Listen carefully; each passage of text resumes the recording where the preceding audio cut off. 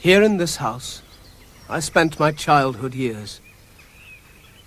Here I grew to manhood, cherished and cared for by my beloved cousin, Ambrose.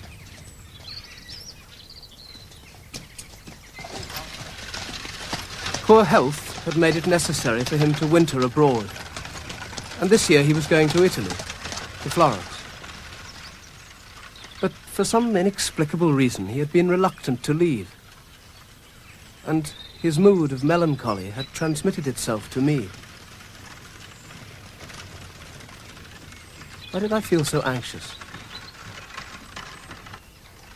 Was it just the sadness of parting? The chill of autumn was already in the air as I watched the carriage drive away. And I felt again a curious tremor of alarm.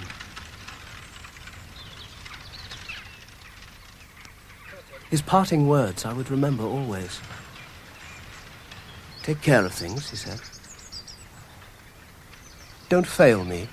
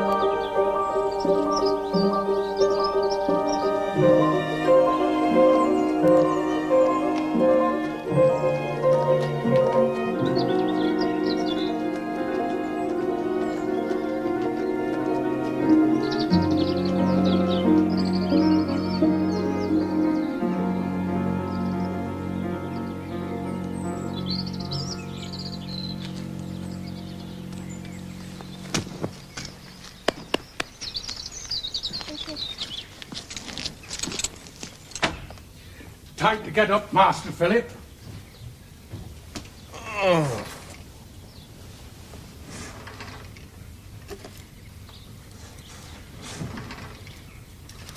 It's only 9 o'clock. Go away, Seacombe. I'm tired. Miss Louise is downstairs. Louise? She said you promised to go riding with her. Oh, Lord, yes.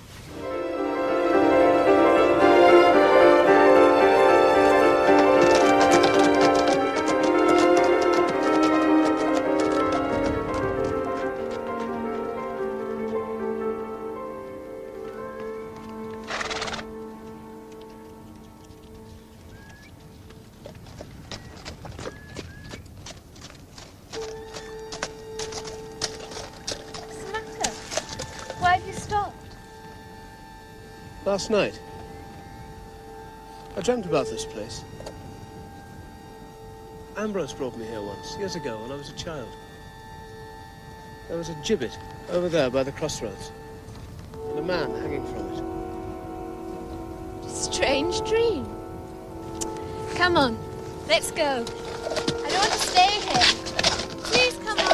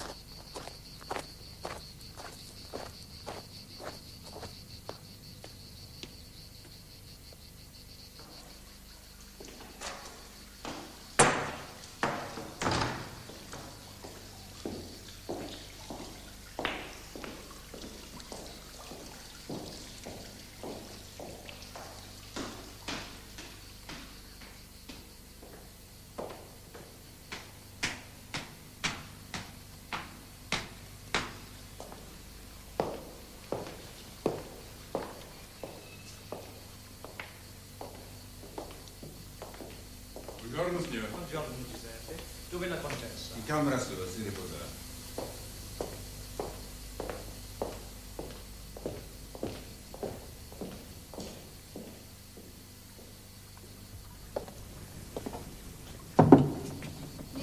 Rinaldi? Non vorrei disturbarla. Ma che disturbo? Sta comodi pure. Ho delle notizie interessantissime, contessa. Basta. La villa Locatelli è stata affittata da un suo parente. Davvero? Un inglese. Si chiama Ambrose Ashley. You'll be surprised to learn that I have made the acquaintance of a connection of ours, the Contessa Sangaletti, who, despite her name, is half English, a descendant of the Corrin family. Ask your godfather, Nick. He knows all the family gossip. Who are the Corrins? And what does he mean by a connection of ours?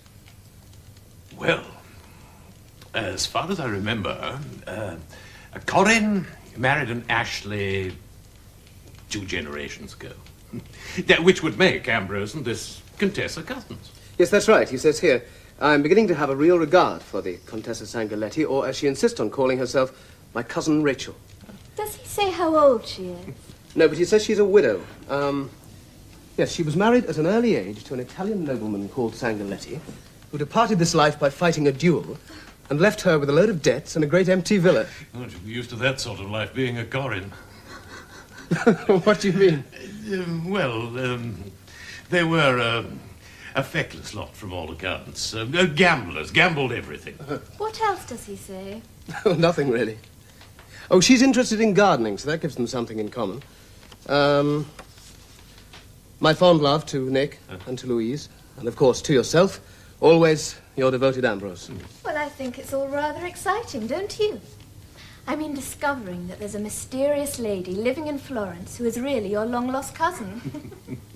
Well, no, she's Ambrose's cousin, not mine. Yours too, my boy. A distant cousin may be, but a cousin nonetheless. Is she? Oh, yes. Yes, I suppose she is.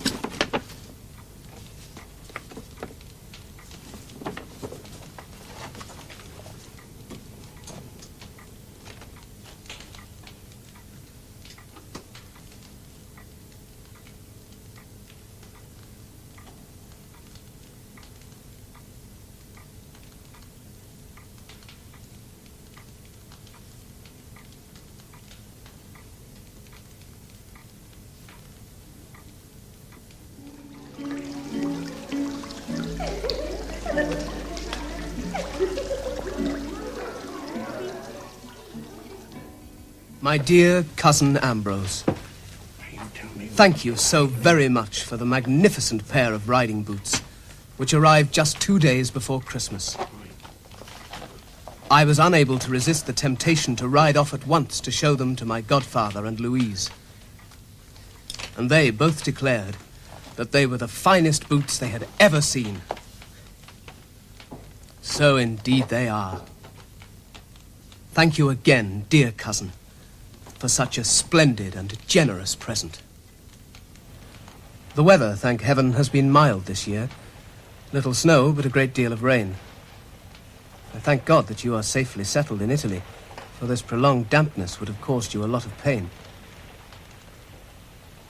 Do write and tell me all your news.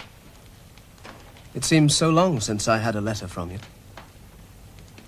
Do you still see the Contessa Sangaletti? What a remarkable coincidence that you and she should have met as you did. I look forward most eagerly to hearing from you. I am, as always, your devoted and affectionate cousin, Philip.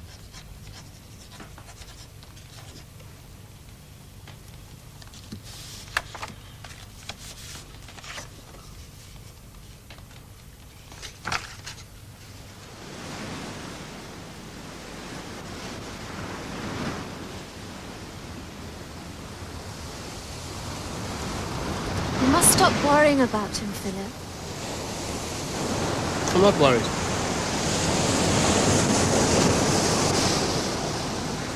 Well, of course I am. Wouldn't you be? It's not like posting a letter from London. Italy's a long way away.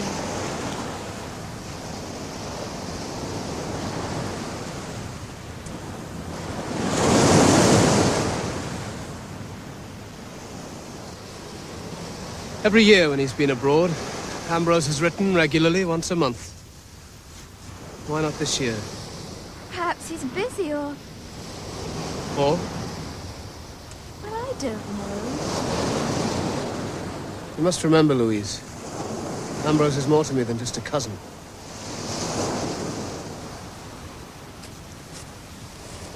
Without him, my life wouldn't have been worth living, would it?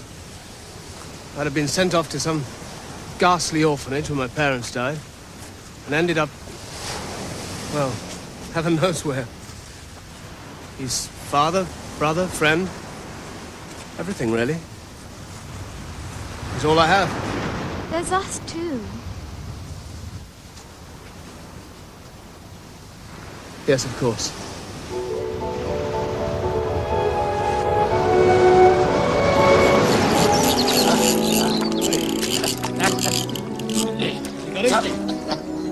Magnificent.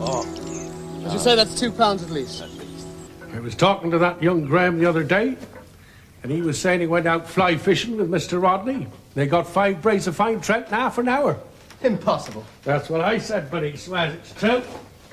They averaged £1.50 each, he says, and the largest was £2. I'm sorry, And I the don't next believe one that, was- Seacombe. I fetched the post bag while you were out, sir. Oh, thank you, John. See if there's anything in there from Italy, would you, Seacombe? Oh, and John, ask Wellington to bring the carriage round. I'm having supper at the Candles this evening. Very good, sir. Yeah, Master Philip. Here's what you've been waiting for. Good. Excellent. Thank you, Seacombe.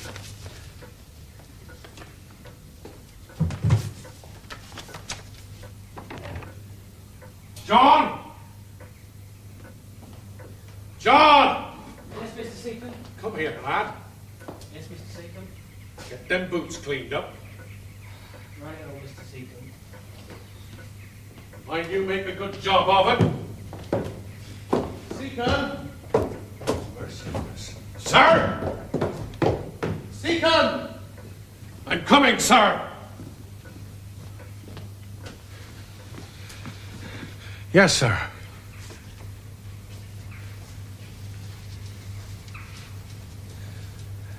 He's married her, Seacombe. What? Ambrose and that woman in Italy. He's married her. It's early days yet, Philip, but I was wondering what your thoughts were as to your plans for the future. Plans? What plans? Whether you'd considered looking around for some small property of your own. Why on earth should I do that? The position is somewhat changed, isn't it? I know that Ambrose has always regarded you as his heir, but now, well, I mean, supposing there should be a family, a son. My dear Philip, all is not well with me. I was never one for headaches, but now I have them frequently, almost blinding at times.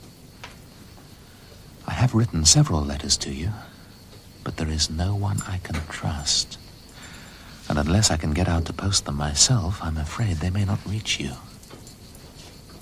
My wife watches me day and night, and I have been too wretchedly ill to go far without assistance. As for the doctors, I have no belief in any of them. They are liars, the whole bunch. The new one, recommended by Rinaldi, my wife's lawyer, is a cutthroat. But then he would be coming from that quarter. However, they have taken on a dangerous proposition with me, and I will beat them yet. When did this arrive? A few hours ago. I must go to him immediately. Yes, I think you should. I shall catch the Friday morning packet to France. Has he mentioned this illness before? Not really, no. He spoke of feeling tired and faint, but he said that was because of the weather. Touch of the sun, he called it. I don't think it's as simple as that. No, neither do I. Philip, listen to me. Don't jump to conclusions. This is not the letter of a man in his right mind. What do you mean? His father died of a tumor on the brain. Didn't you know that?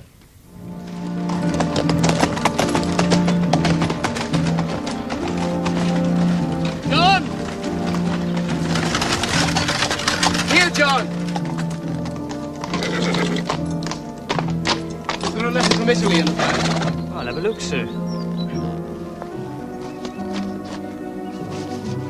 I don't know if this one's come from Italy, sir. But it looks like Mr. Ambrose's handwriting. Give it to me. Take the rest up to the house. Drive on.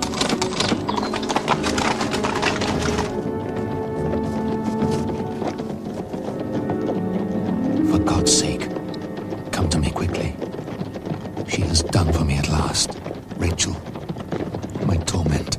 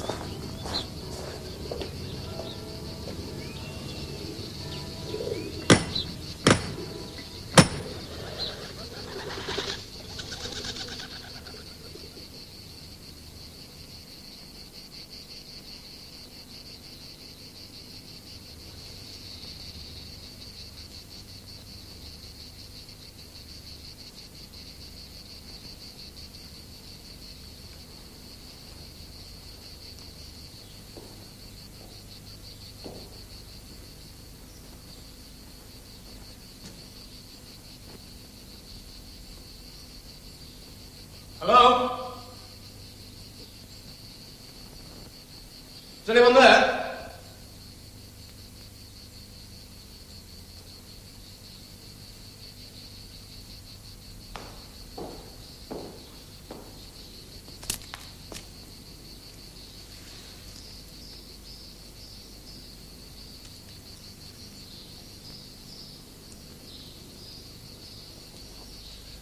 Hello?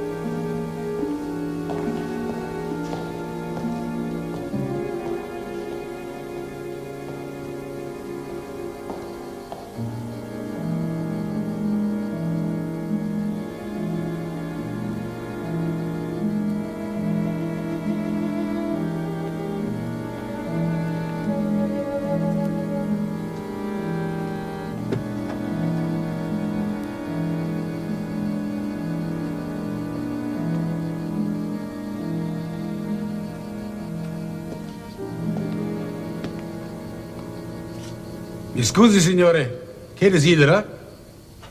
Do you speak English? A little. I have come to see Mr. Ashley.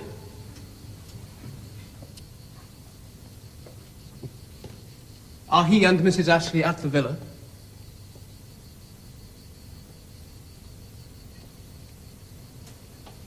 You are Mr. Ashley's son, signore?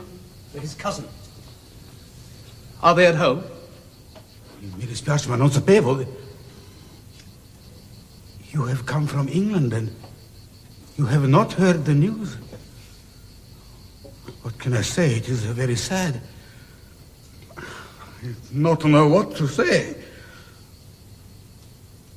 Mr. Ashley, he died 2 weeks ago.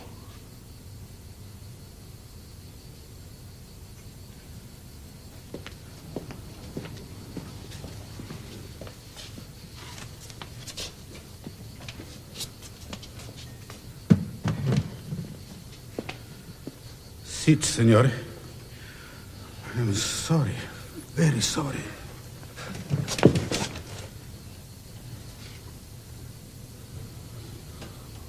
Where is the Contessa? We not know. Signor Rinaldi say the villa too sad for her. Too many memories, so she go away, we not know where.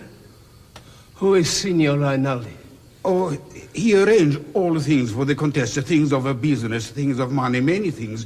He know the Contessa a long time. Well, I'd like to see him. Is that possible? Of course. Of course, anything possible.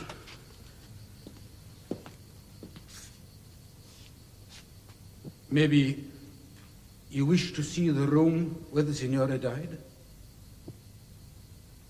Please. It is this way. Please come.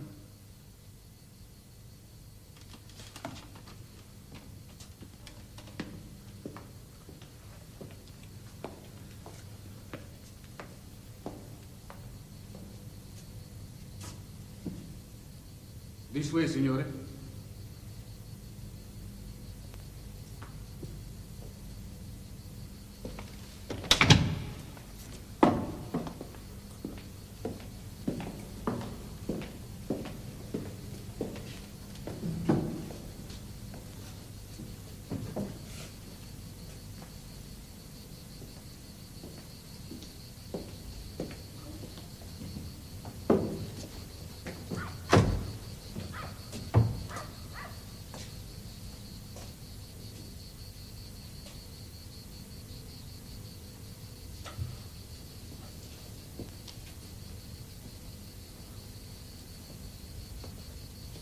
They often sit there, Signor Ashley and the Contessa.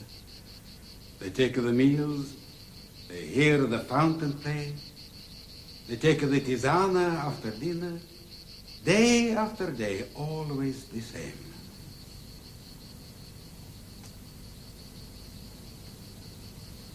When he died, what happened? It was early morning. The Contessa, she come quickly to my room and called me. Her face very white. He's dying, Giuseppe, she say. I know he is dying. I follow her to this room, and the Signor Ashley, he lie on the bed, the eyes closed, still breathe, but heavy, you understand, not a true sleep. We call the doctor, but the Signor Ashley, he not awake. It was, come si dice, il coma, the sleep of death.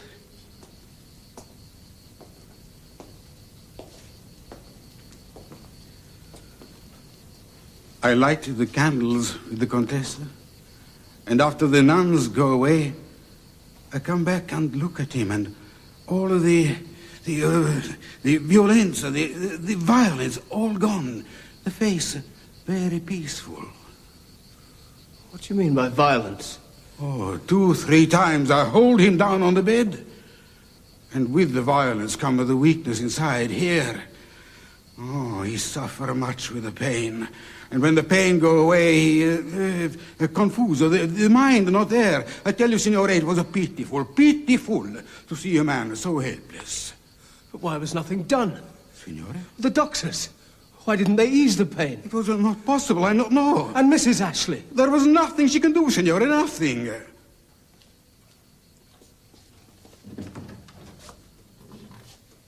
Where are his clothes?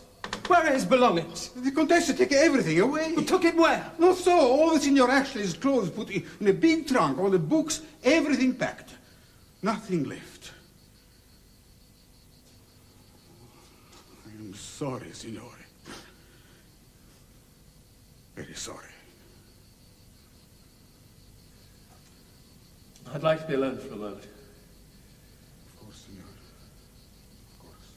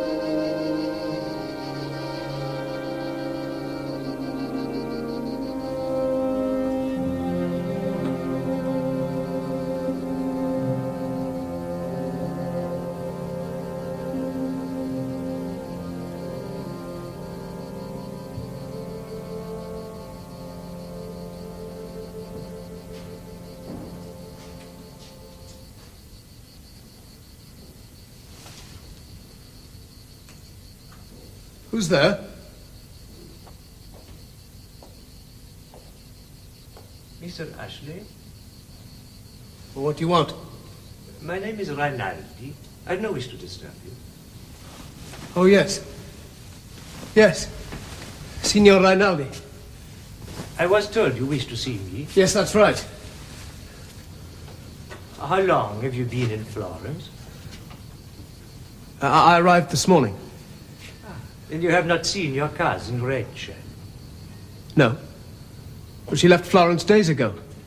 She left the Villa Sangaleti. She did not leave Florence. Oh, so she's still here in the city? No, she has not gone away. She wishes me to let the villa or sell it, possibly. Sell it? Your cousin Rachael is a woman of impulse. When she left Florence, she took all her possessions with her. I very much fear she will never return. Do you know where she is? I'm afraid not. She left very suddenly. She told me she would write when she had come to some decision about the future.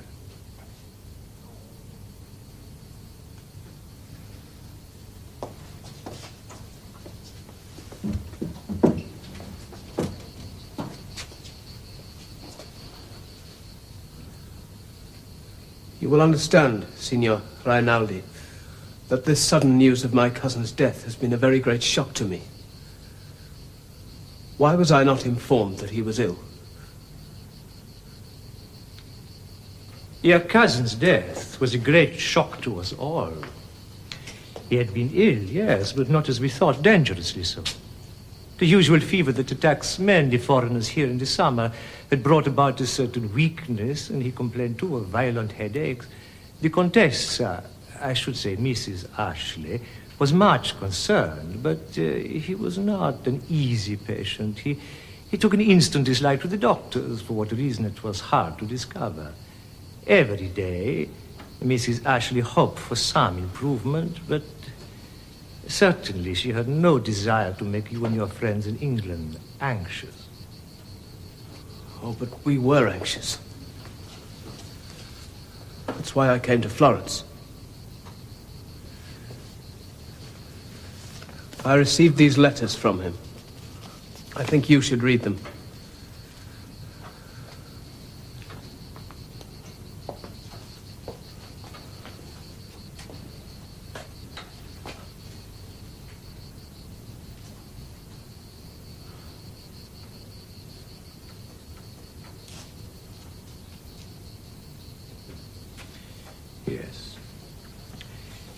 Yes, Mrs. Ashley feared he might write something of the sort.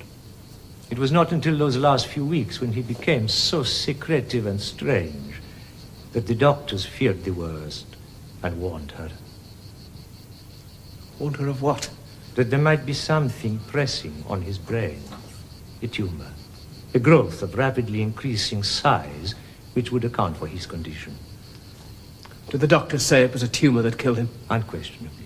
There were 2 doctors present, my own and another. I can send for them. No. That won't be necessary. I have brought with me a copy of the certificate of death, signed by them both. One copy has already been sent to you in England, and another to the trustee of your cousin's will, Mr. Nicholas Kendall. How did you know that Nicholas Kendall was trustee to my cousin's will? Your cousin Ambrose had a copy of the will with him.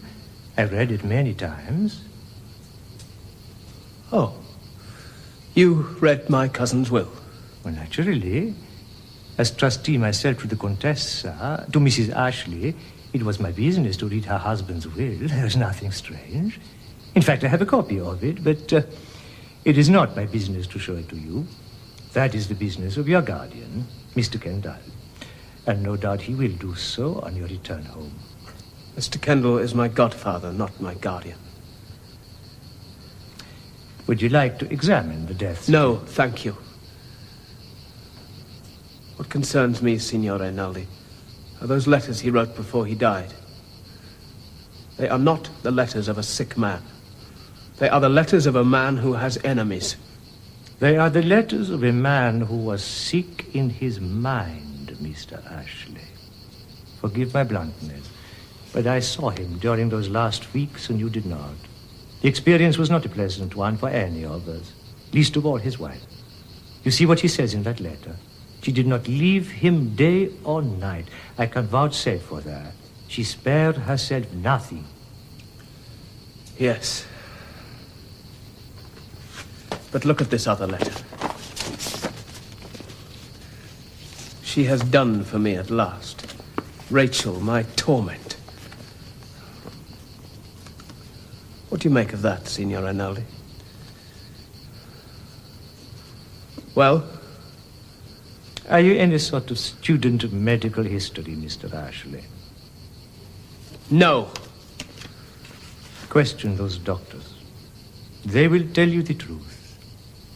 There is a particular affliction of the brain, present above all when there is a growth or tumor. When the sufferer becomes troubled by delusions, he imagines he's being watched, that the person closest to him has turned against him, or is unfaithful, or seeks to take his money. No amount of love or persuasion can allay this suspicion once it takes hold. It is a medical truth, Mr. Ashley. Tragic and undeniable. Please, accept my sincere condolences.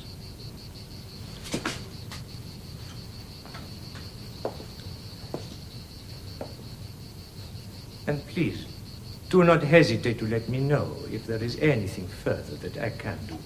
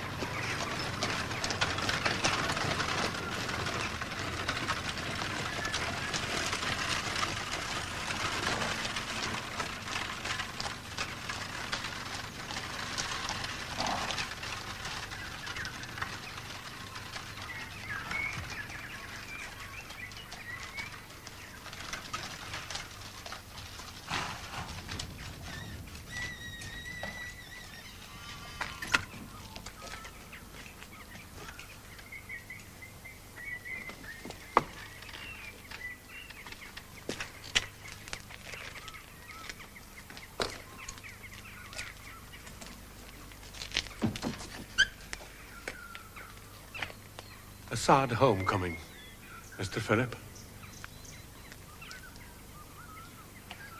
Yes, Segan, it is.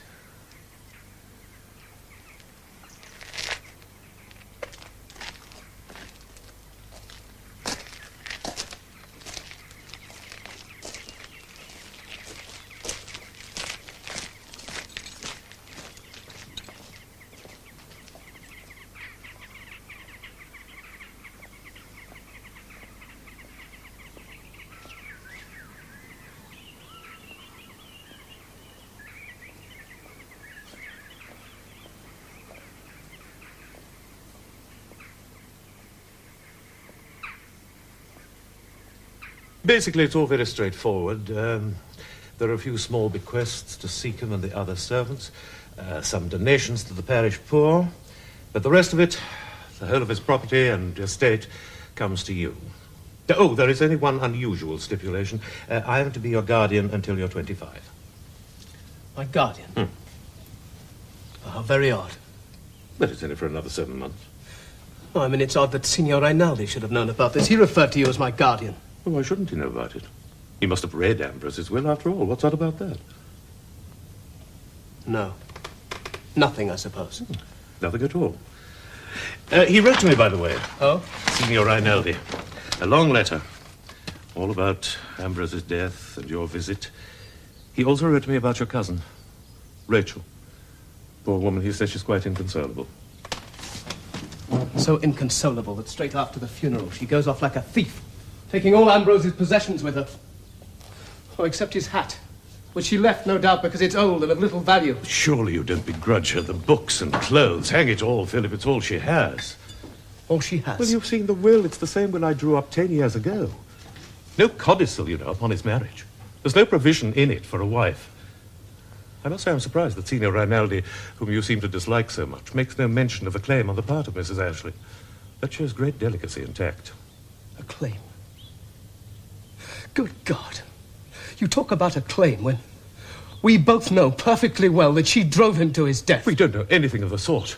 And if that's the way you're going to talk about your cousin's widow, then I don't care to listen. Oh, so you believe this story about a tumour? Of course I believe it. Rinaldi sent me a copy of the death certificate signed by 2 doctors. Well, I don't believe it. You mean you won't? In which case there's nothing more to be said.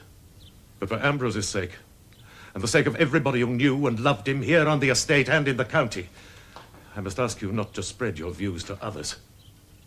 It would cause distress and pain to all of them.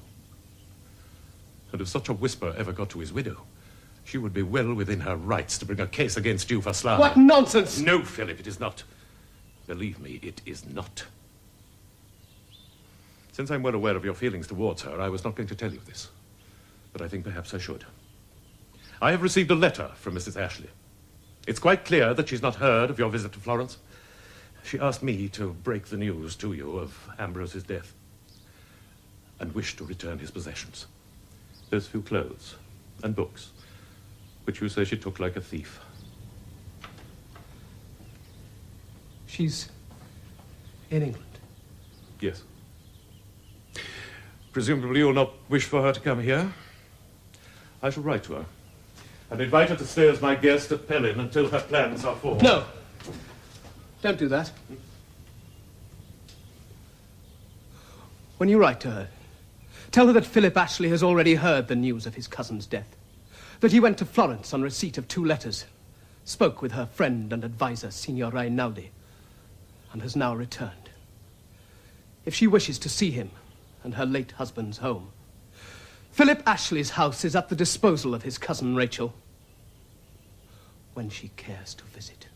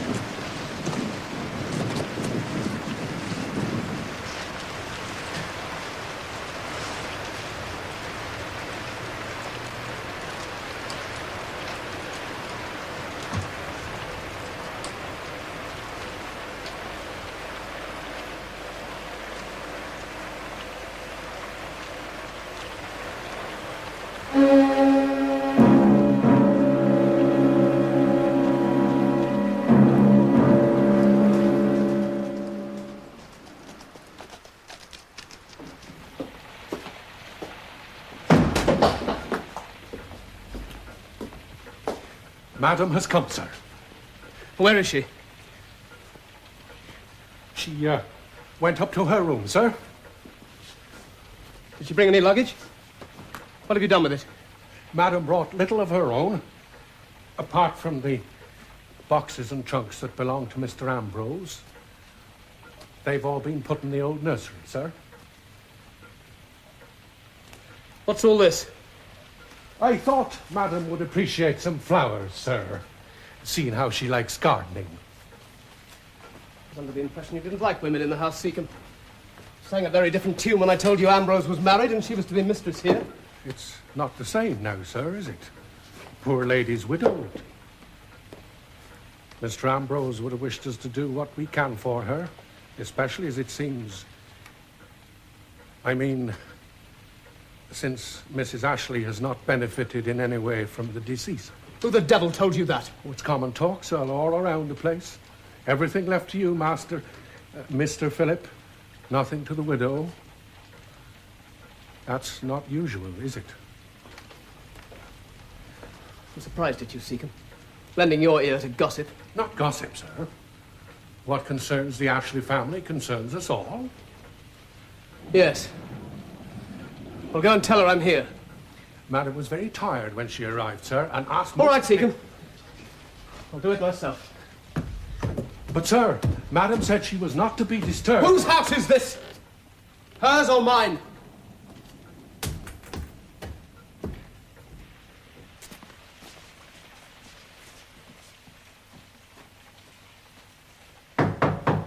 Who is it? Philip Ashley. Come in.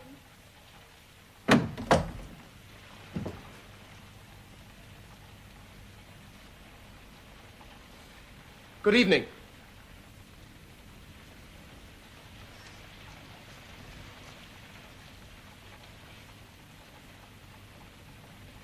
I'm sorry I have if to I make one caused... thing perfectly clear. Yes, Philip? That is, you must forgive me if I am unable to greet you with the warmth you might have expected. Although we are so closely related, Mrs. Ashley, I feel we are perfect strangers to one another. You may feel I am a stranger, but you are no stranger to me, Philip. Ambrose spoke of you so often. I know you as well as I know anyone in my own family. Toby. This is Toby, isn't it? Toby. Oh, Toby. Were you really 14 last birthday? Ambrose told me all about it. You found him under a pie crust with your breakfast. Ambrose was hiding behind the screen in the dining room, and he watched you as you opened the pie. He told me you would never forget the look of amazement on your face when you lifted the crust and Toby stumbled out. You were 10 years old, and it was the last day of April. Thank you for letting me come here, Philip. It can't have been easy for you. I hope this storm doesn't last. I want to go walking tomorrow. I want to see all the places Ambrose told me about. West Hills, Borden's Meadow, Valley Crucis, Kilmore. He had a theory, you know.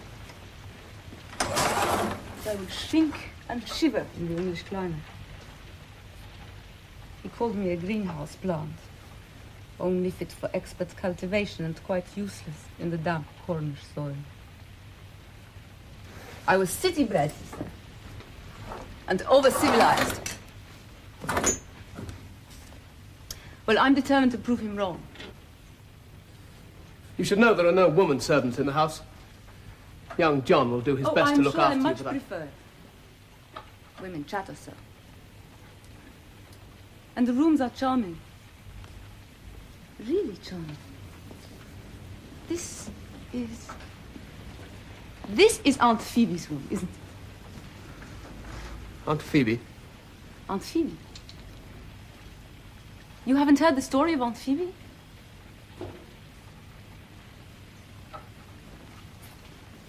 Apparently, she fell lovesick of a curate and went away to Tunbridge to mend a broken heart. But the heart proved stubborn, and Aunt Phoebe took a chill that lasted for 20 years. The chill finally left her at the sight of another curate. But by this time, poor Aunt Phoebe was 45, and her heart was not so brittle. She married the second curate. But alas, the marriage was not a success. She died on her wedding night of shock. Poor Aunt Phoebe. You must excuse me, Philip. I'm feeling very tired. Seacombe has kindly offered to send up a tray. And I think you should get out of those wet clothes.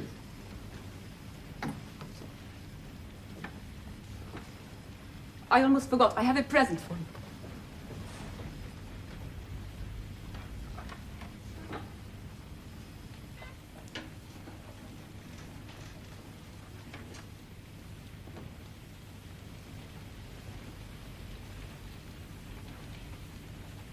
It was his favorite walking stick.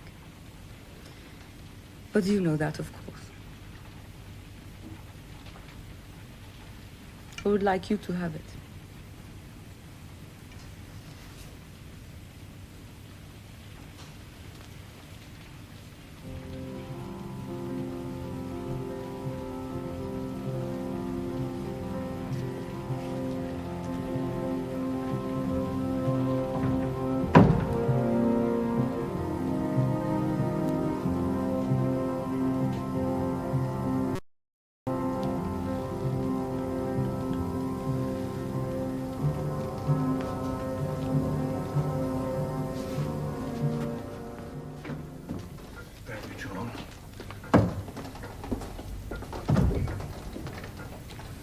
Where are you going with that, Seacombe? Madam asked for some tea, sir. Tea? She says it's a custom, sir, among the ladies of high society to drink tea after dinner. Where did you find all that silver? Down in the cellar, sir. John and I fetched it up this morning. It seemed only fitting, sir. A mark of respect. All right, Seacombe. Off you go.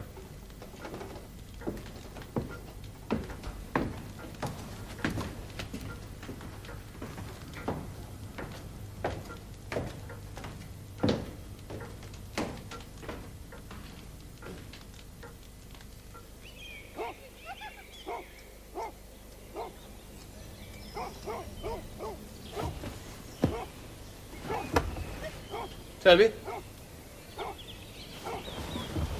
Toby?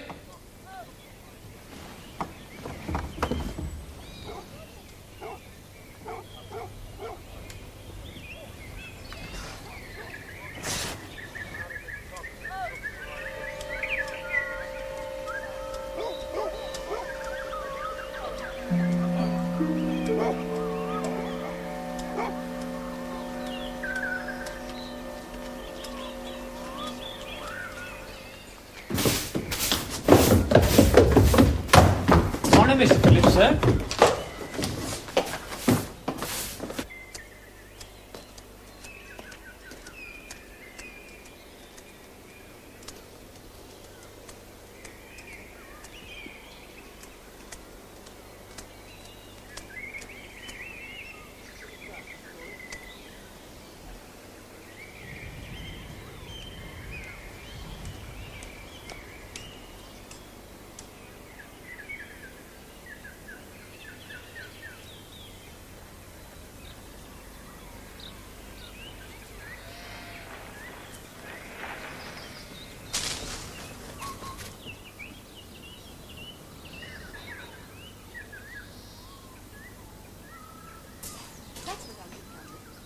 I'll write to my friends in Italy and ask them to send some of these herbs.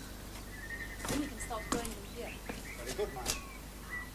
You will be surprised how effective they can be.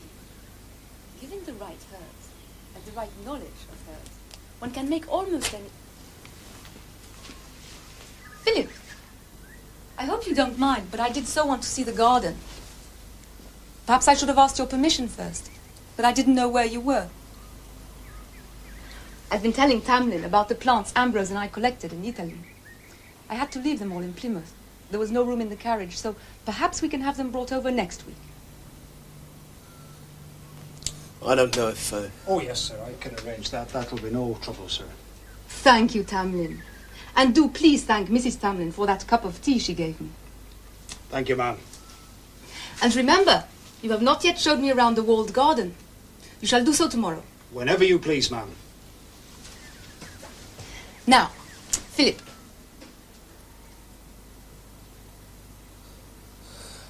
I thought you wanted to see the estate. Yes. Yes. I'll go and ask John to saddle No, you. I'd much rather it was you. Can you ride? No.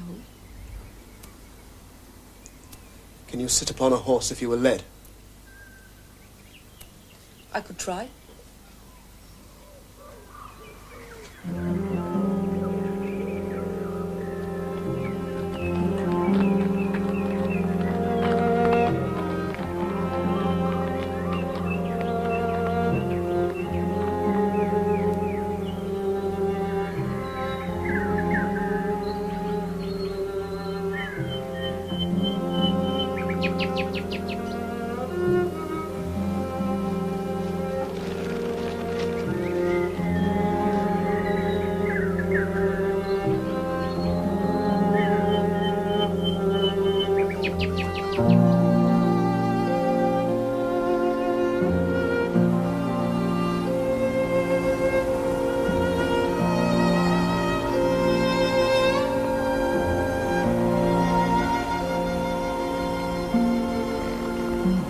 Ambrose often came here.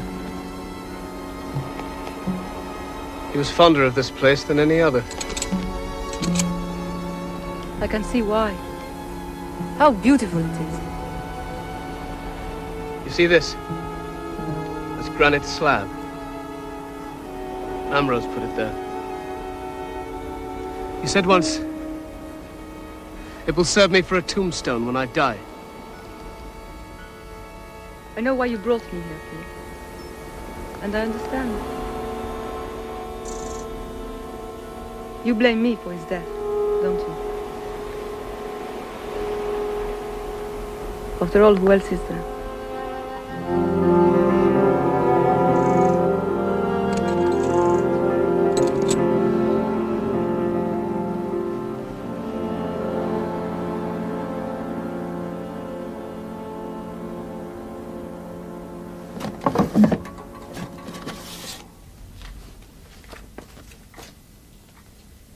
All is not well with me. I have written several letters to you, but there is no one I can trust. My wife watches me day and night.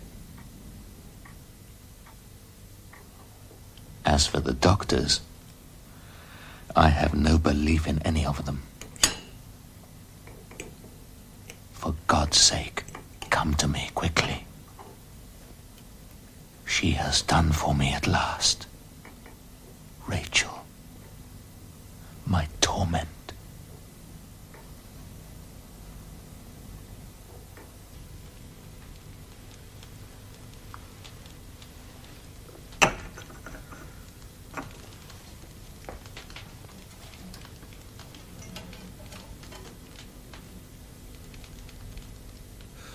When my godfather, Nick Kendall, wrote to you, what did he say?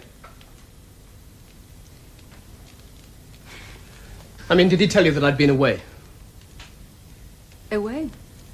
Away where? To Italy. Florence. When? I've been home a little under 3 weeks. Why did you not tell me? Because I thought you knew. I asked my godfather to write it in his letter. What made you go there? I had not heard from Ambrose in a long while. Then in July a letter came. Very unlike him. Only a page in a sort of scrawl. And as I was leaving for Florence, another letter arrived. Just a few sentences.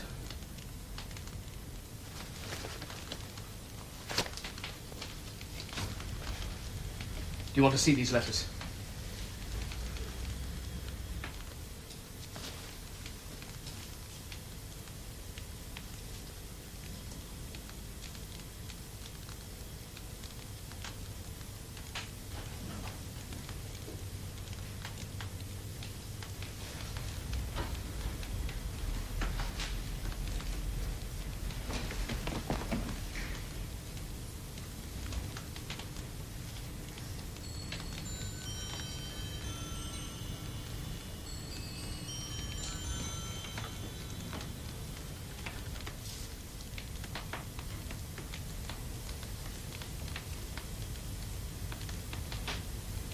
Why did you ask me to come here? To accuse you. To accuse me of what? I don't know. I'm not sure. Of breaking his heart, perhaps. And perhaps of murder. But you're not the same woman. You're not the woman I hated. This woman that you pictured in your mind, did she take shape when you read these letters? Or before? Before. In a sense, I was relieved when they arrived. They gave me a reason for hating you, and before that, I had nothing to go upon. And I was ashamed. You were jealous. Yes. Yes, I was jealous. I was jealous right from the start when Ambrose first told me he was married. Perhaps even before that. Everyone expected me to be as delighted as they were themselves, and I couldn't be. It wasn't possible. I behaved like a spoiled child. The trouble is, I have never loved anyone in the world other than Ambrose. And he loved you. You know, he loved you. He was so proud of you, you might have been his son. Always, my Philip would do this, my boy would do that. You were jealous of me. I could have done with less of you at times.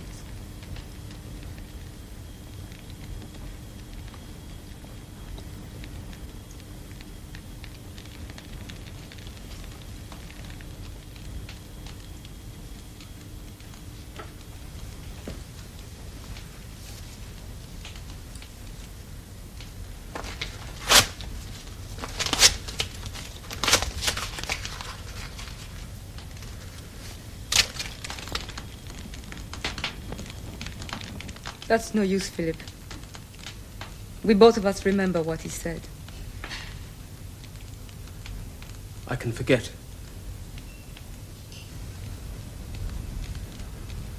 I can forget. If you will, too. I think we've talked enough for one night. Don't you?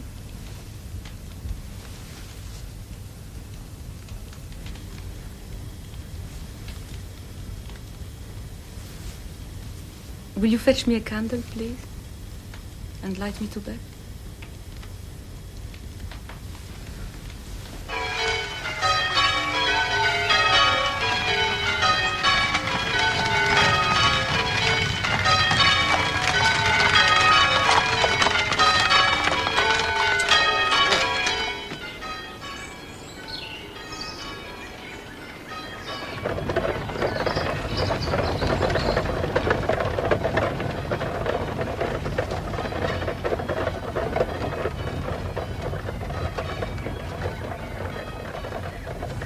You'll have to do something about that veil when we go into church.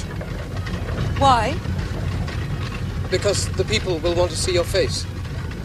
Then they must want. I don't think you understand. Nothing like this has happened for years. Nothing like what?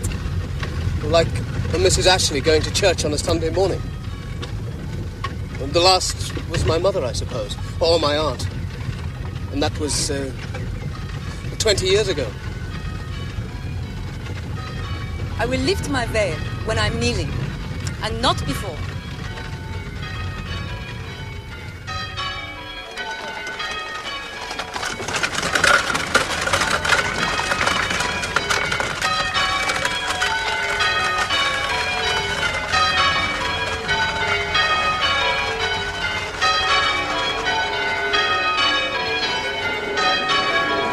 They're coming. They're coming. Come on. Coming. Come on.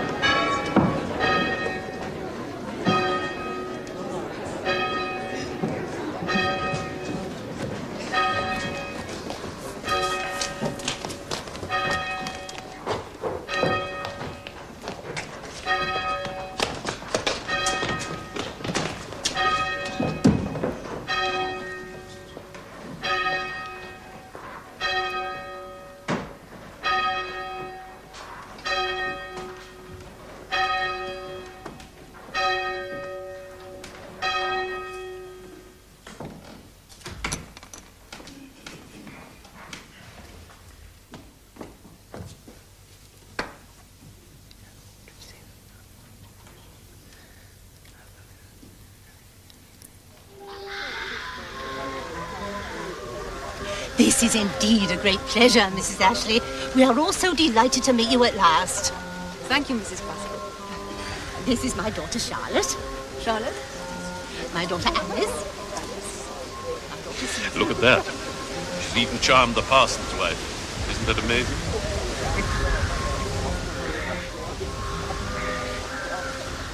As Philip's godfather, I must claim the privilege of escorting you to your carriage. Well, of course, Mr. Kendall. She's certainly very beautiful. Oh, do you think so? Well, don't you? Ask my father. Ask anyone. But didn't you notice how the people stared when she lifted her veil? They stared because she is Mrs. Ashley. That as well, but not entirely. How old do you think she is? 35, I would say. Or do you think her less? I haven't the remotest idea, Louise, nor do I care. She could be 99 for all I know. Goodbye. Goodbye.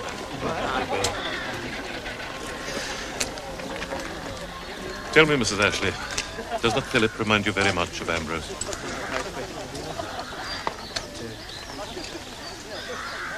So much so that I have wondered if there is any difference. Good heavens, Louise. You sound just like Mrs. Pascoe. I have never before heard such gossip from you. I offered only my honest opinion, Philip. If that's to be called gossip. Do please remember, Mrs. Ashley, that my daughter and I will be most happy to receive you at Pelin at any time. Our guest room is yours whenever you like. I rather think my cousin will be busy with her duties on the estate for the next 3 or 4 weeks. Duties? What duties? Well, you know, visiting the farms, that sort of thing. Mrs. Ashley and Philip must decide what's best. All we can do is offer our hospitality in the hope that we shall be seeing you again before long. Thank you, Mr. Kendall. You're most generous. Thank you.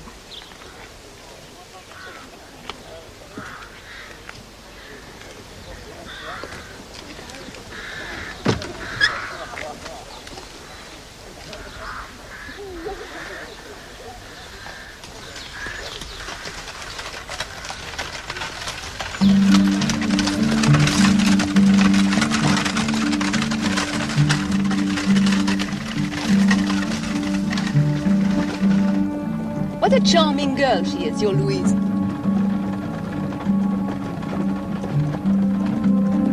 She thinks you're very beautiful, by the way. And she's not my Louise. Oh, I rather thought she was. At least your godfather gave me that impression. Well, it's all nonsense, so please forget it. I have never considered her as a wife, and do not intend to. Or Louise.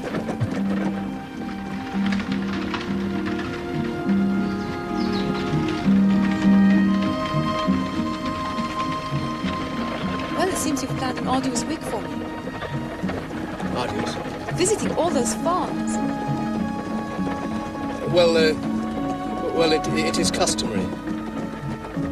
I mean, they will be expecting it.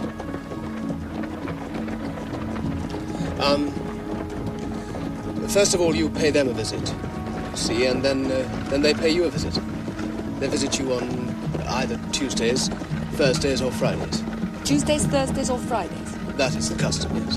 An Ashley custom? Or a Cornish custom? Well, I'm not sure. Both, perhaps. What about Mondays and Wednesdays? I don't know. Perhaps you could play the piano or something. Or do some sketching. Or perhaps I could give lessons in Italian. What? Don't you think that would be a good idea? What?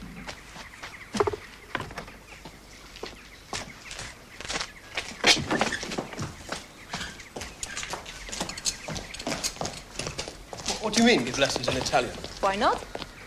Well, only spinsters give lessons when they have no one to support them. And what do widows do? Find themselves in similar circumstances.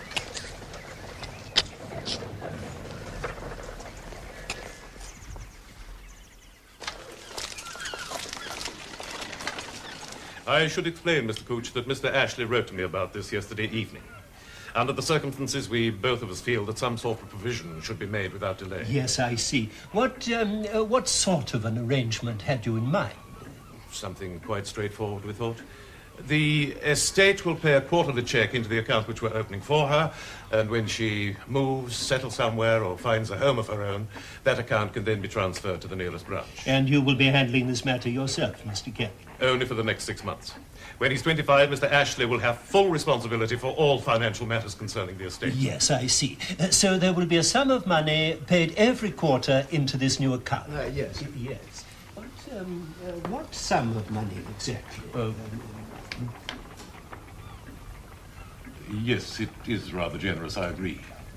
Perhaps over-generous. She is my cousin, and Ambrose's widow. Very well, gentlemen. The account will be opened immediately.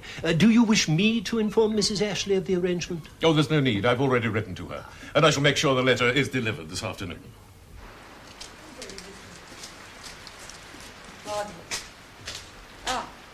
Tamlin, these are very delicate. But look, how they love the English climate. Yes, that goes into the far room. Oh, William. Take these to Tamlin. You will know more about them than I do. Oh.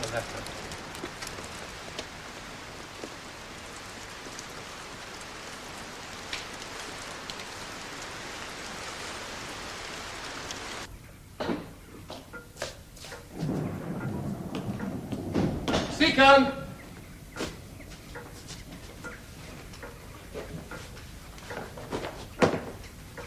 Seacon!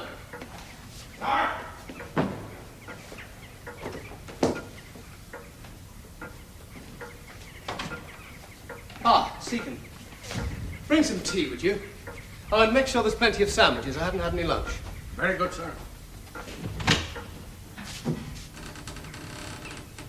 Cousin Rachael, I thought you'd be still in the garden. What have you been doing? Doing?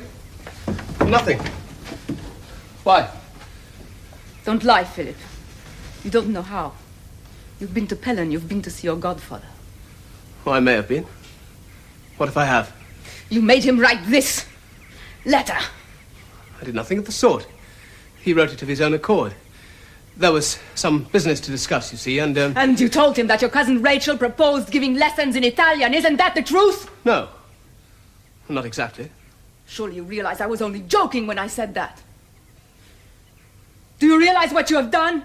You have humiliated me, Philip. I feel utterly ashamed and humiliated. I was trying to help you. By giving me your money?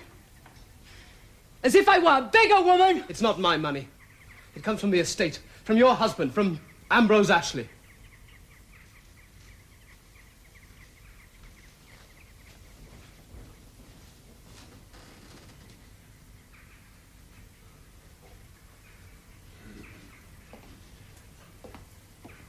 Excuse me, Mr. Philip. Yes, Seacon, what is it? Will Madam be taking tea with you, sir? No, Seacon, I don't think she will.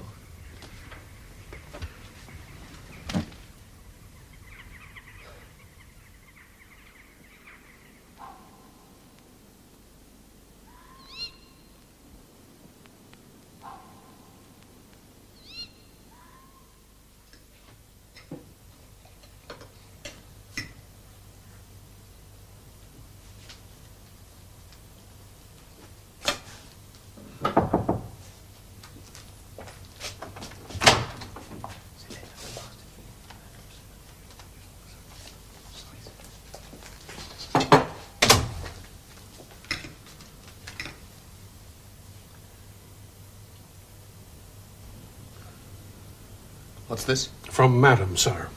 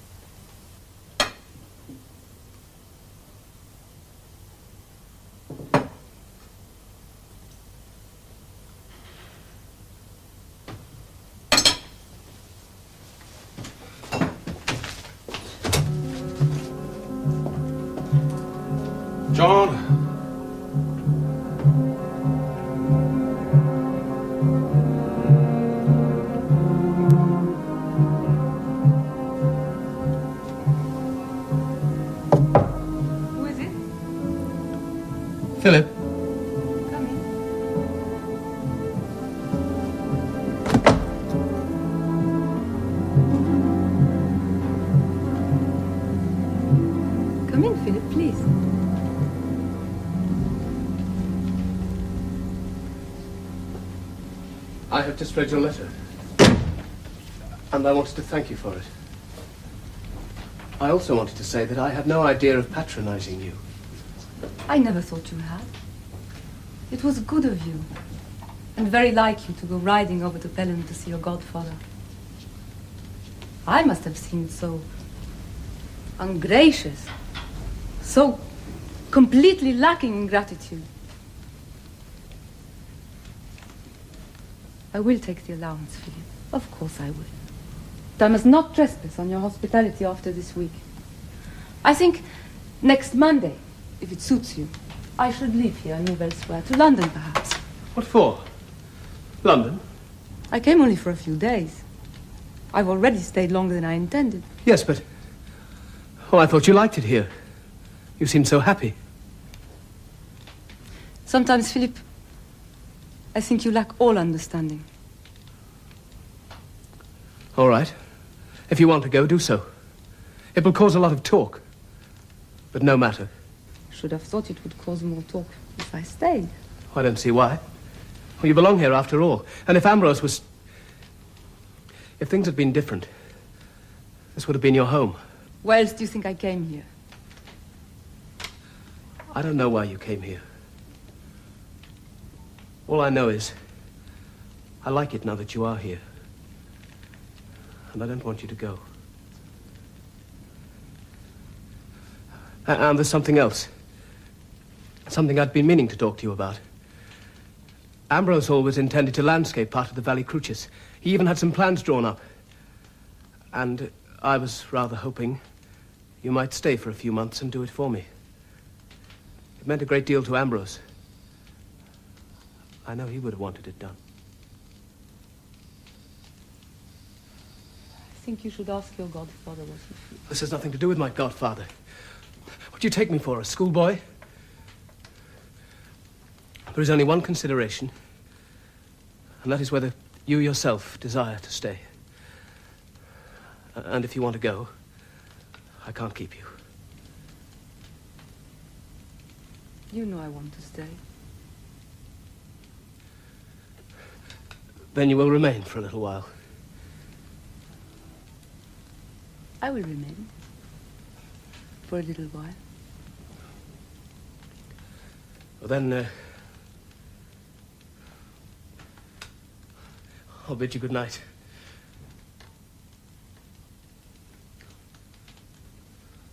Philip? I've written to your godfather. Would you be so kind as to put the letter in the post bag for me?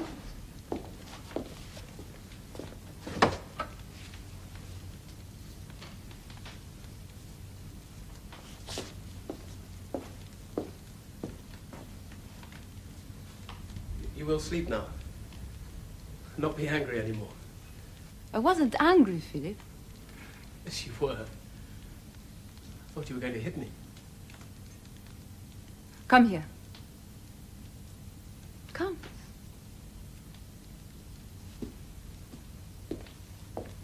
Sometimes you are so stupid, I think one day I shall. Go to bed now. And sleep well.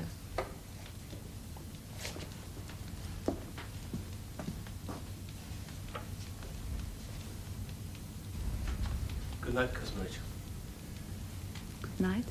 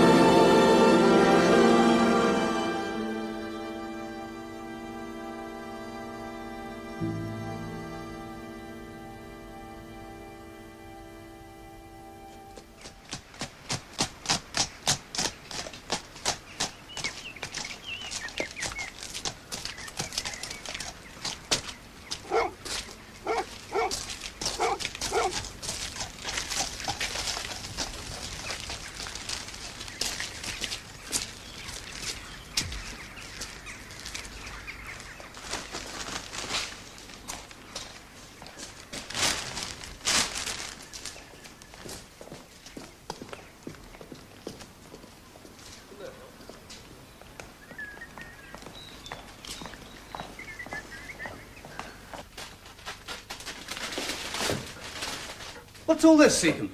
A delivery from London, sir. Madam asked me to make sure that everything was handled carefully. Well, why didn't they take it round to the back? Oh, it is rather special, sir.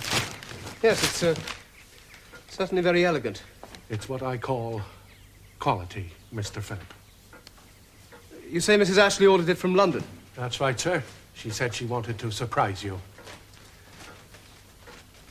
Where is she? She went upstairs, sir. Up the old nursery. I think she's unpacking Mr. Ambrose's trunks and things.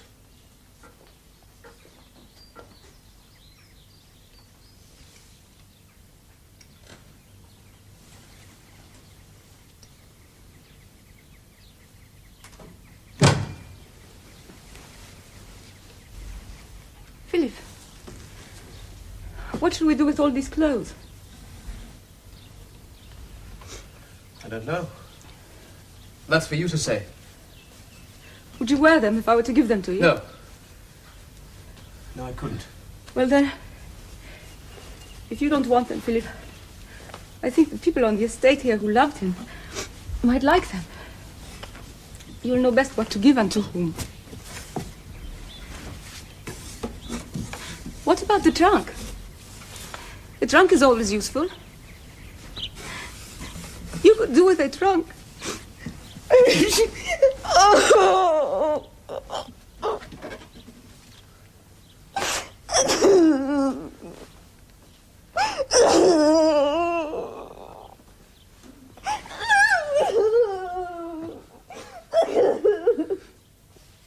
I'm sorry. I'm sorry. I should never have come here. I'm sorry. It's all right. Don't cry. Look, I'll do this. You go downstairs. No, it's as bad for you as it is for me. I'll do it, Rachel. Go downstairs, please. Go downstairs. Please.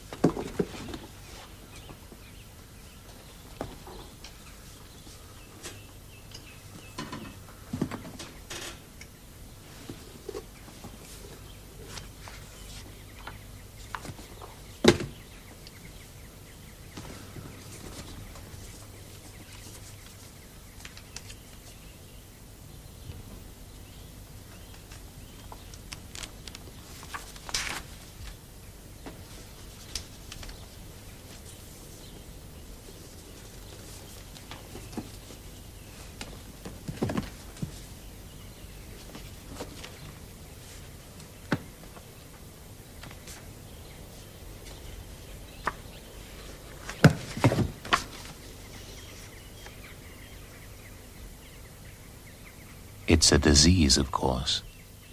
I've often heard of it, like kleptomania or some other malady, and has no doubt been handed down to her from her spendthrift father, Alexander Corin. How long she has been a victim of it, I cannot say. Perhaps always. Certainly, it explains much of what has disturbed me hitherto in all this business. This much I do know, dear boy, that I cannot any longer, nay, I dare not, let her have command over my purse, or I shall be ruined and the estate will suffer. It is imperative that you warn Kendall, if by any chance something What should... have you there? What have you there? What is it? Nothing. It was Ambrose's writing. Was it a letter? No. It was just some notes that he had made. What's the time? Isn't luncheon ready yet? Yes. Oh, good. That's what I came to tell you. Well, I'll finish this later.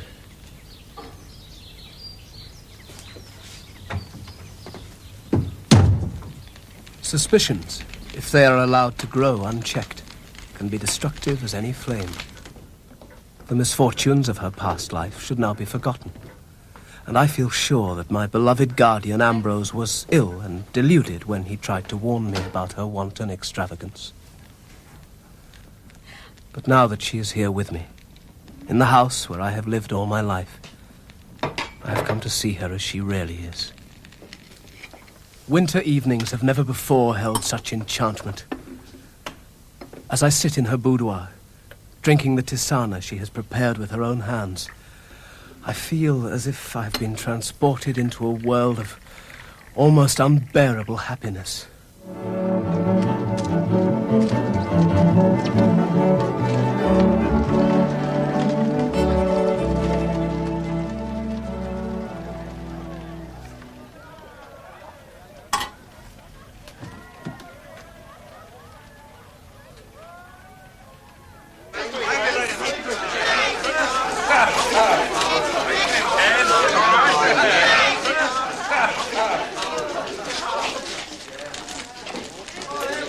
Hello again, nice to see you. Hello, girls.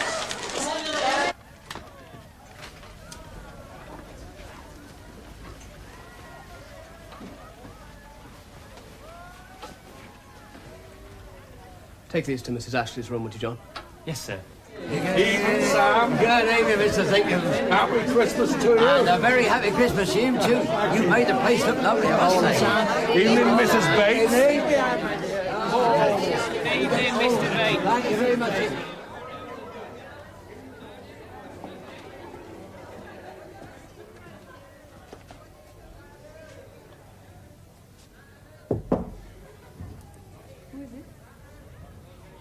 Philip.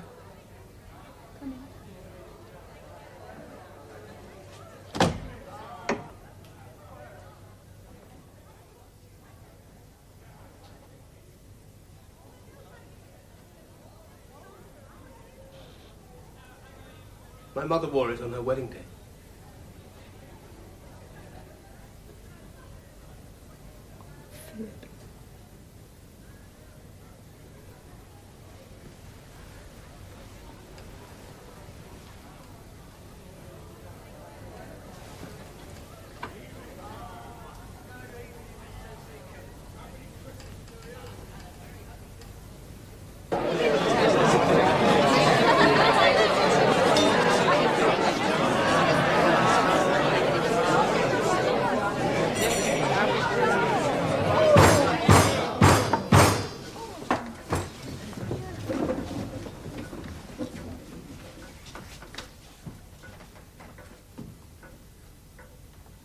This is the first time Mrs. Ashley has been able to see all our tenant farmers together in one room.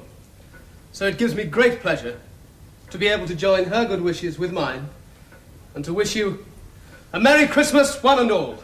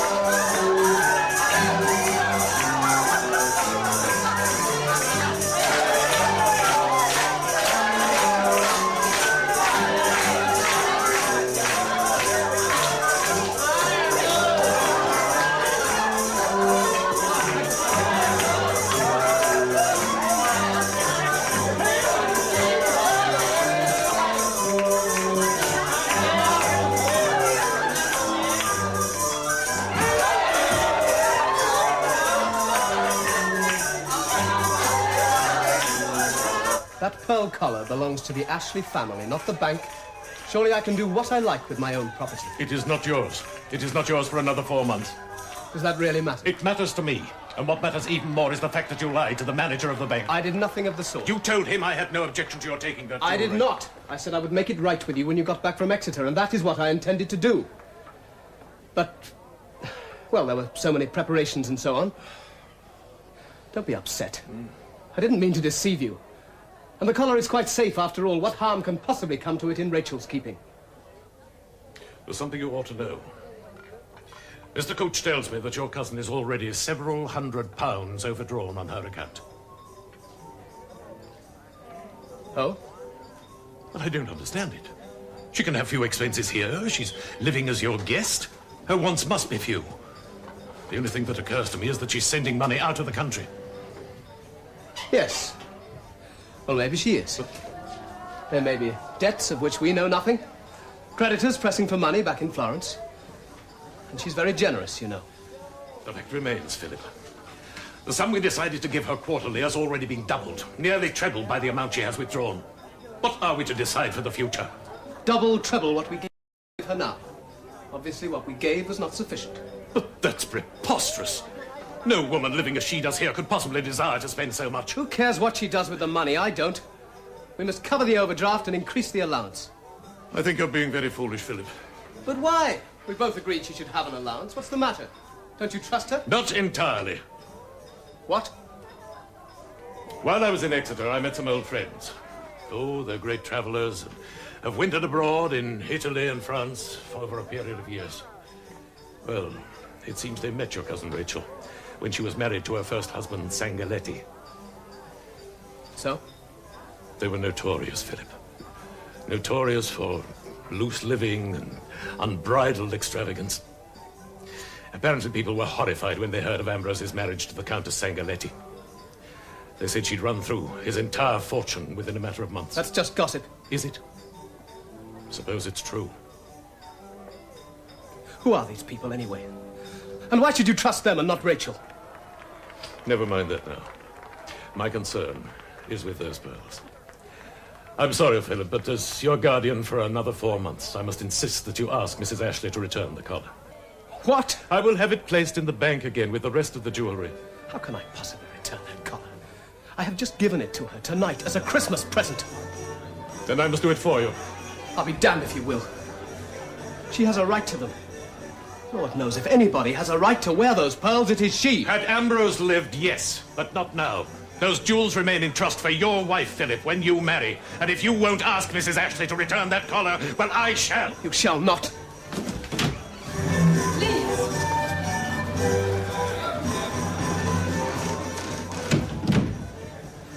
You must not quarrel on my account, please.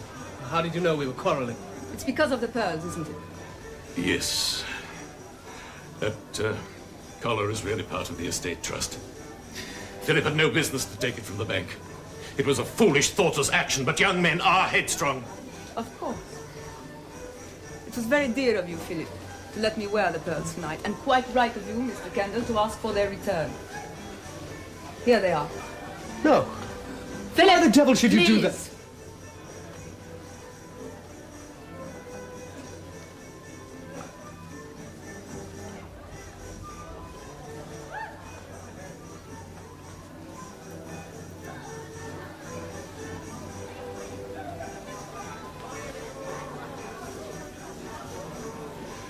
Thank you, Mrs. Ashley. I wish you both a happy Christmas.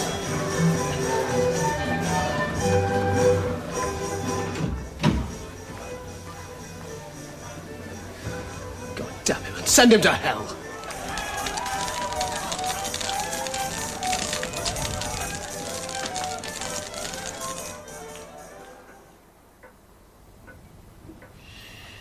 This is a very substantial sum, Mr. Philip. Yes, Mr. Couch, but surely you cannot dispute the wisdom of keeping the house in good repair. Much of this work is long overdue. The roof especially is in a very poor condition. Well, it's not just repairs, though, is it? These estimates seem to include a number of extensive alterations. Again, long overdue. Yes, perhaps. And this sum of page 3, for the hollowing away and preparation of the ground for a sunken water garden in the Valley of Cruces. Yes. Is that absolutely necessary, would you say? Not necessary, perhaps, but desirable, certainly. Yes. I gather that your cousin, Mrs. Ashley, is a very keen gardener. It was Mr. Ambrose's intention to have the valley properly designed and laid out. I am merely trying to fulfill those wishes. Yes, I see. Have you spoken to your guardian about these plans? No. I prefer to discuss the matter with you first. I only ask because of the unhappy business with the jewels. He won't be very pleased by all this expenditure. No, Mr. Cooch. I don't suppose he will. Very well. I will advise Mr. Kendall of this conversation. When do you expect the work to begin? As soon as possible.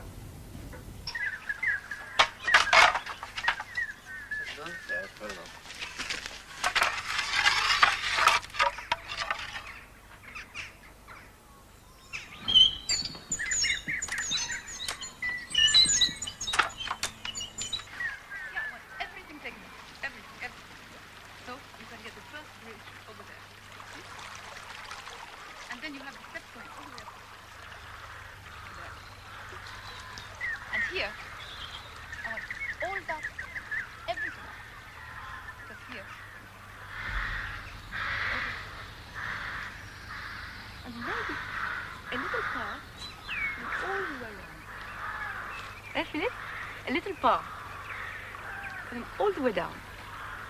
Then the bridge and the path all the way to the house. And here, all the way up, a rock garden. Yes?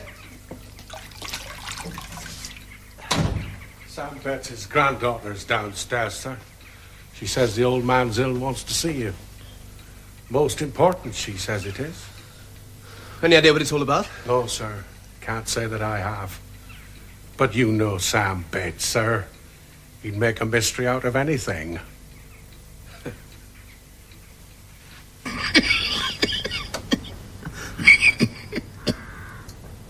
Well, you'll remember, sir, how you and Mrs. Ashley kindly gave us some clothes and things belonging to the late master.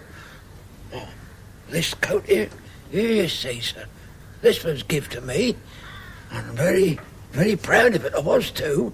But, well, I say, it's a gentleman's coat, not the kind of thing I'd wear.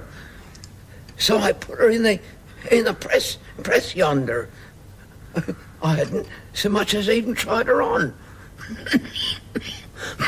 But when this here cough seized me, and I lay a bit up here, I don't know how it was, sir, but I suddenly had the feeling to wear this coat, sitting up in bed like, just as you see me now. Well, this is a lot like this coat, sir, easy on my back.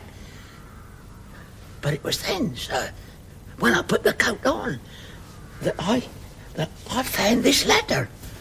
She'd slipped right down inside the lining, see? Well, it's addressed to you, sir.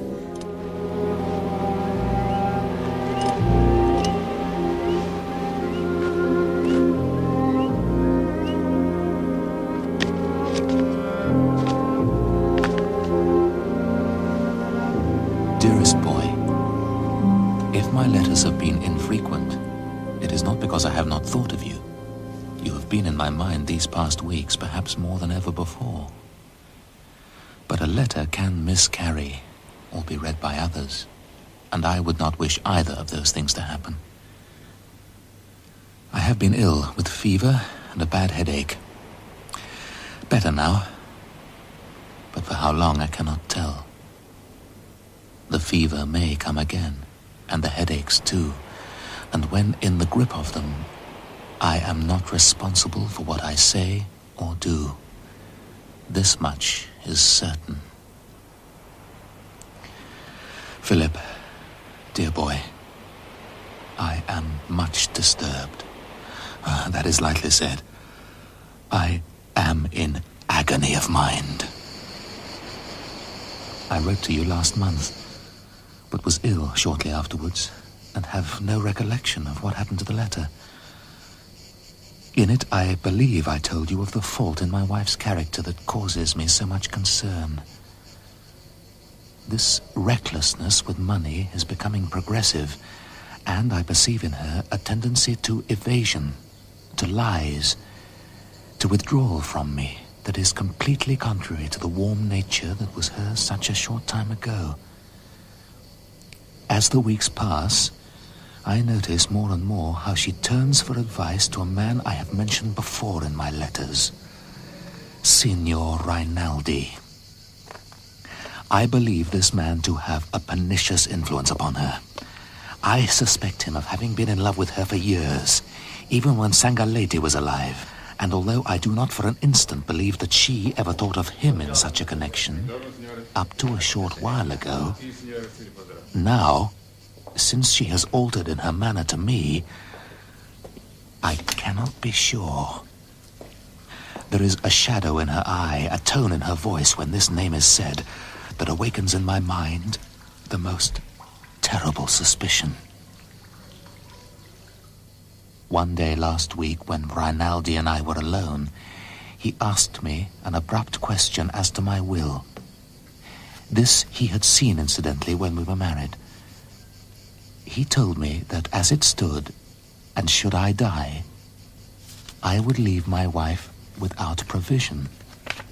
But this I knew, and had anyway drawn up a will myself that would correct the error, and would have put my signature to it and had it witnessed. Could I be certain that her fault of spending was a temporary, passing thing, and not deep-rooted? This new will, by the way, would give her the house and the estate for her lifetime only, and so to you upon her death, with the proviso that the running of the estate be left in your hands entirely. It still remains unsigned, and for the reasons I have told you.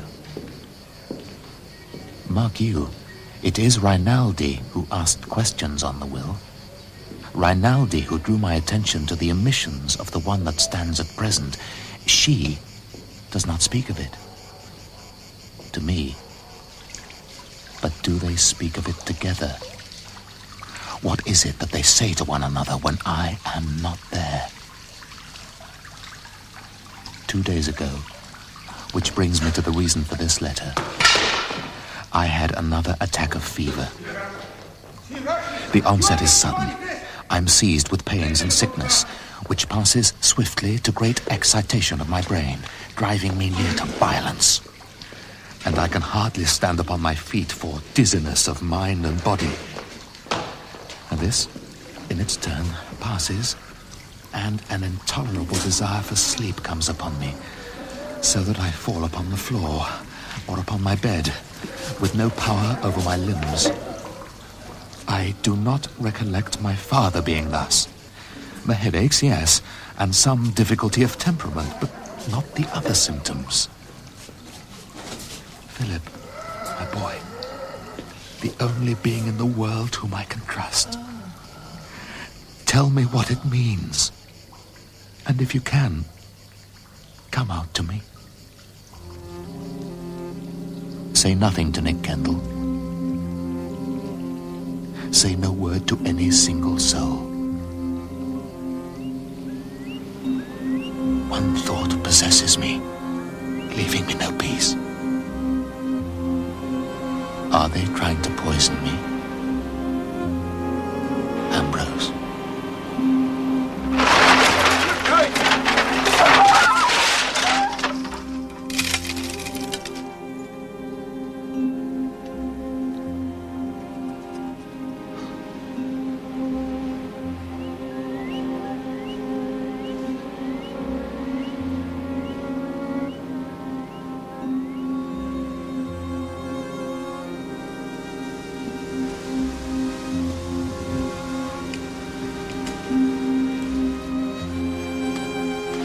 Why did you stay away so long? If you'd been here, it would not have happened.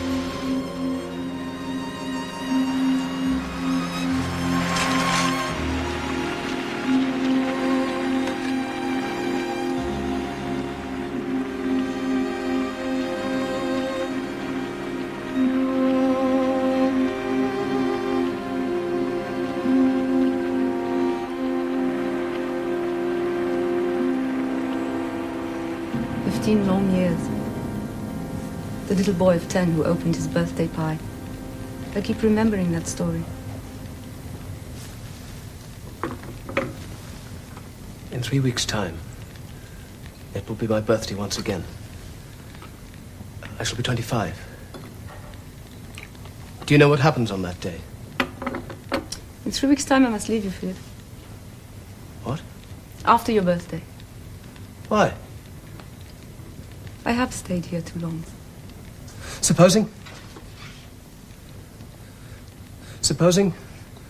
Ambrose had made a will, leaving the property to you for your lifetime, with the proviso that I looked after the estate and ran it for you. What would you have done? Would you have lived here?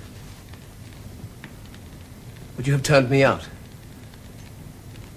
Turned you out of your own home? You would have stayed then. You would have lived here in the house and, in a sense, employed me in your business. We would be living here together, just as we are now. Yes. Yes, I suppose. I never thought. It would be different, though. How? How different? Because I'm a woman. Oh. Ask your godfather. He has said nothing, but I'm sure he feels the time has come for me to go. It would have been quite otherwise had the house been mine and you, in the sense you put it, in my employ. I should be Mrs. Ashley and you my heir. But now, as it has turned out... What happened to the will? The will that Ambrose made and never signed, in which he left the property to you.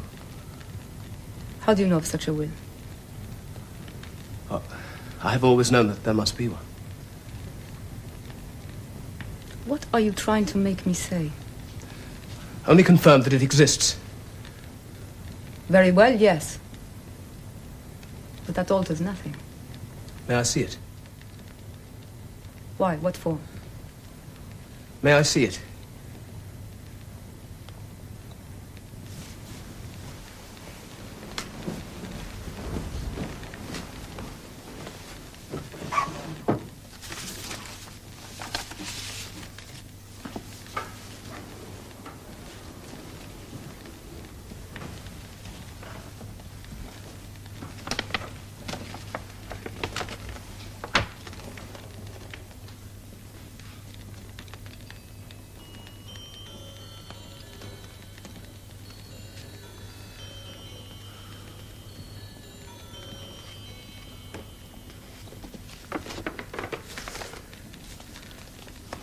Why didn't Ambrose sign this will?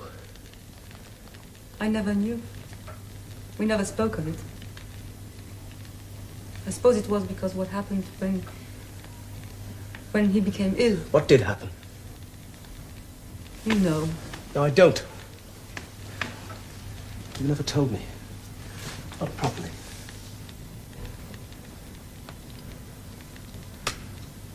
Please. There was so much bitterness, so much suspicion. He seemed to mistrust everybody, even the servants. Was that because of money? Poor Ambrose. It was a constant source of worry to him. What he considered my extravagance. I'm surprised he didn't tell you about it. At first he was so generous. You cannot imagine what it meant to me, Philip. At last, someone I could trust. And more wonderful still than that, someone I could love as well. And when he became ill, everything changed. He would buy me things, presents, pieces of jewelry. Almost as if he were trying to test me in some... I can't explain it. And then if I asked for money, some little necessity for the house, he would look at me so strangely, so suspiciously. He would ask me why I wanted the money, how I intended to use it. Did I intend to give it to anyone? Eventually, I had to go to Rinaldi. I had to go to Rinaldi, Philip, to ask for money to pay the servants' wages. Did Ambrose find out that you did that? Yes. He never cared for Rinaldi. I believe I told you so before. And when he found out about the money, he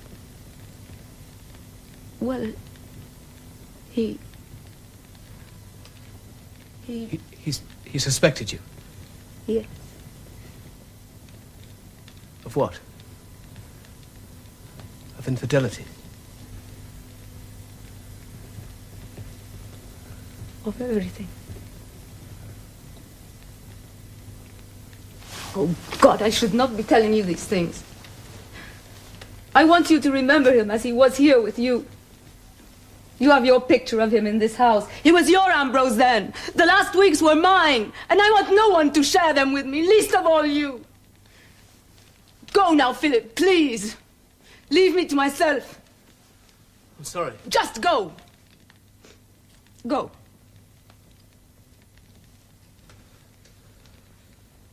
May I keep this will for a day or so?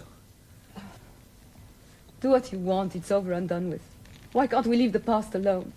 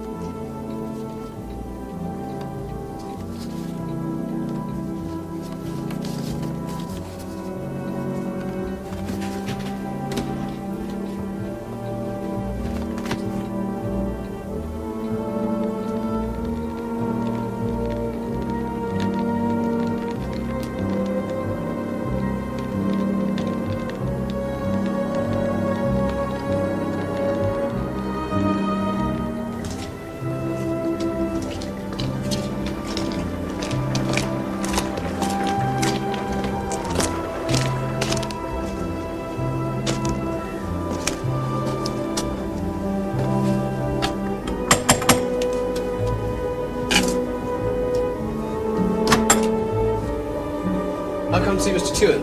Yes, sir. Please come in.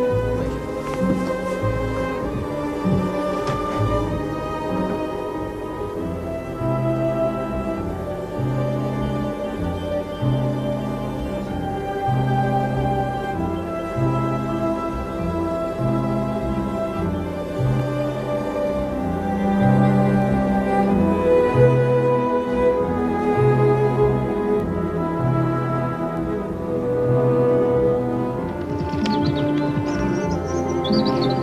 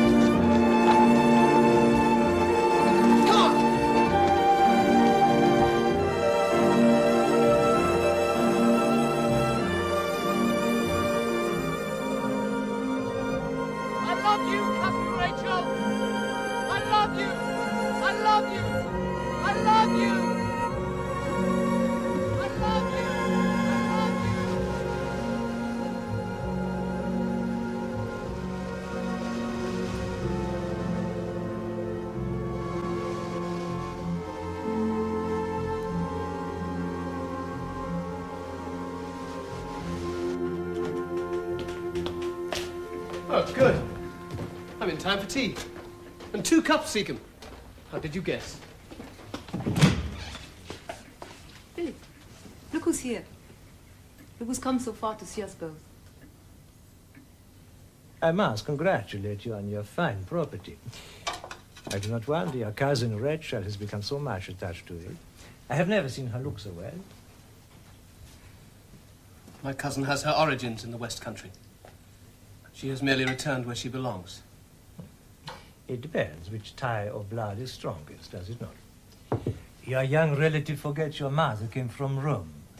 And I may add, you grow more like her every day. Nella faccia solo, spero. Non nella linea, né nel suo carattere.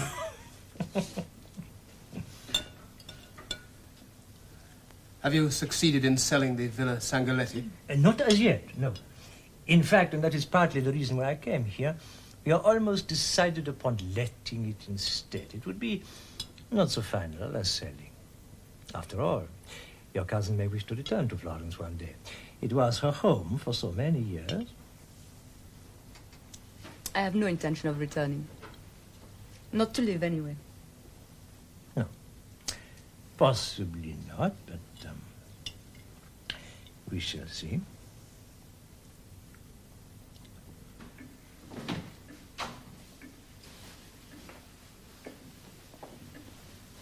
You have not forgotten.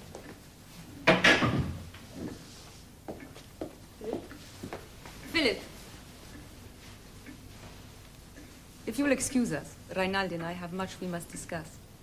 He has brought some papers I have to sign, and it would be best we do it in the boudoir. Will you join us presently? No, I think not. I'm feeling rather tired. I'll bid you good night. Good night, Mr. Ashley. Good night, Philip. Da questa parte. Mi segua.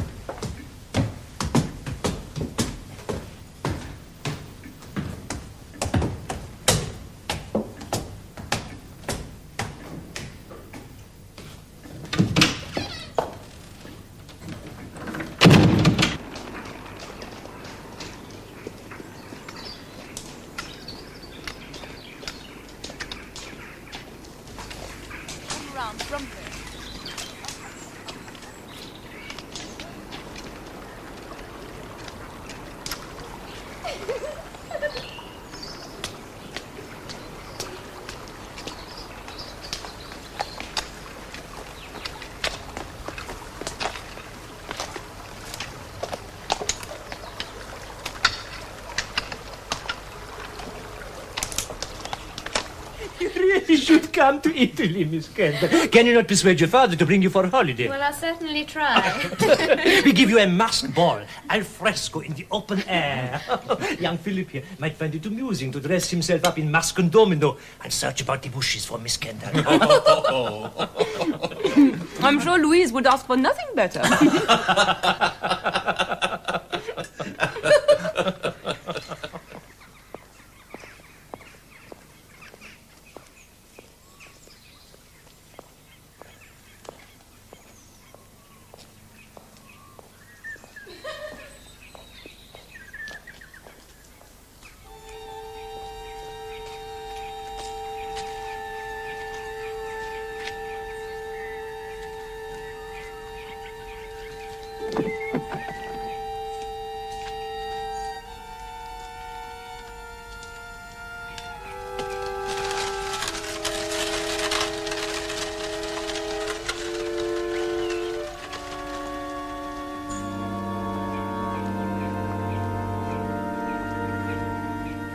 You've been very good.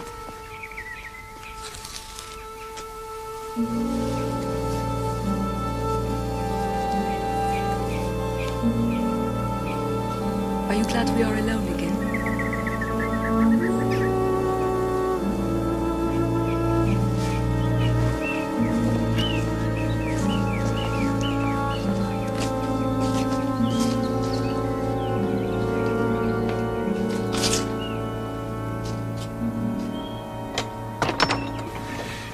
What's all this about, Philip? I've got the uneasy feeling that I'm about to receive an unpleasant surprise. I want you both to read this.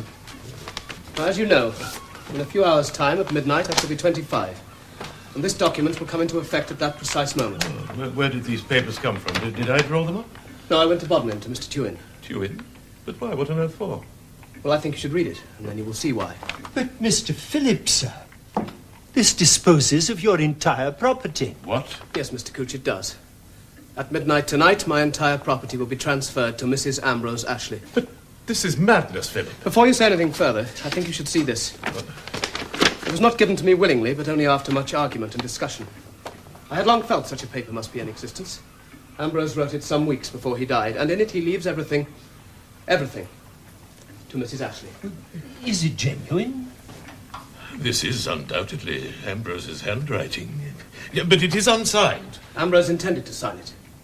But his illness caused fears and delusions which clouded his judgment. By transferring my property to my cousin Rachael, I am merely carrying out what Ambrose would have done, had he not been taken ill. Well, does your cousin have any knowledge of what you're doing? None whatsoever. She does not even know that I am here or that I have shown you the will. Are you absolutely determined upon this course?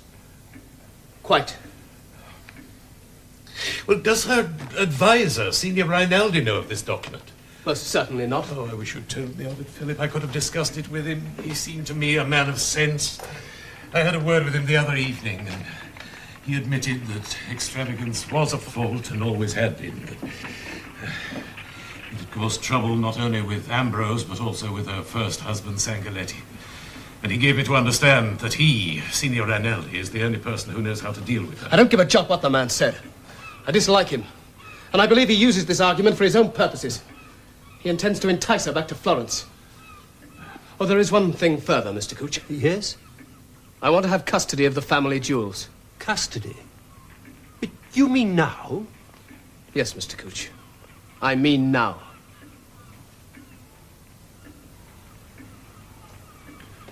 Very well.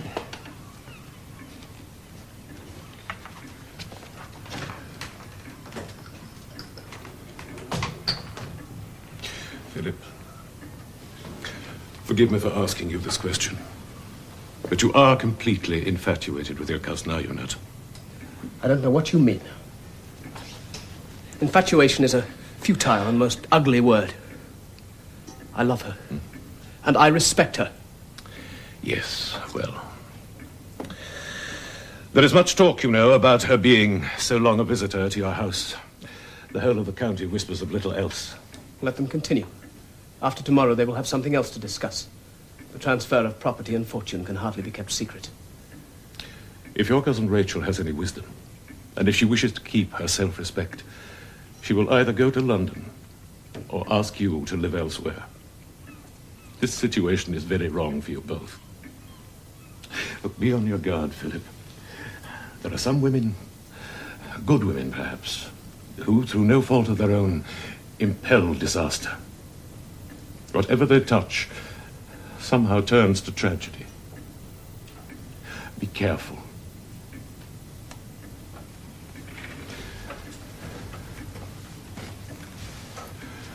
If you and Louise are both at liberty tomorrow evening, why not come and dine and drink my health upon my birthday? I'm not certain if we're free. I will, at any rate, send word to you by noon. Ah, Mr. Couch. Thank you so very much.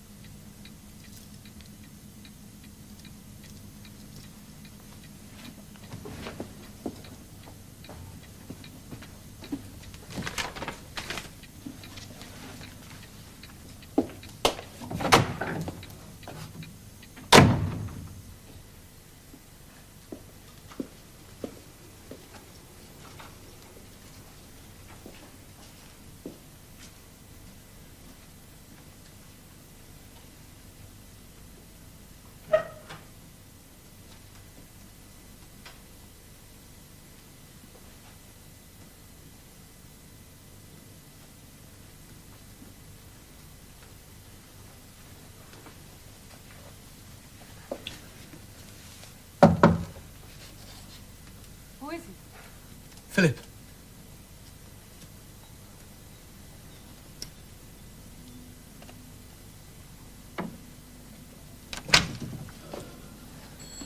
What do you want? I was 3 parts asleep. You woke me. Shh. Listen. Listen. There. At this moment, I've become 25.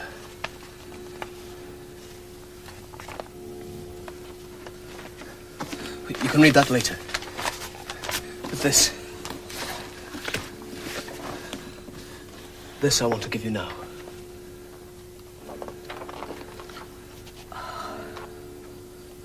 Everything I have is yours. Everything.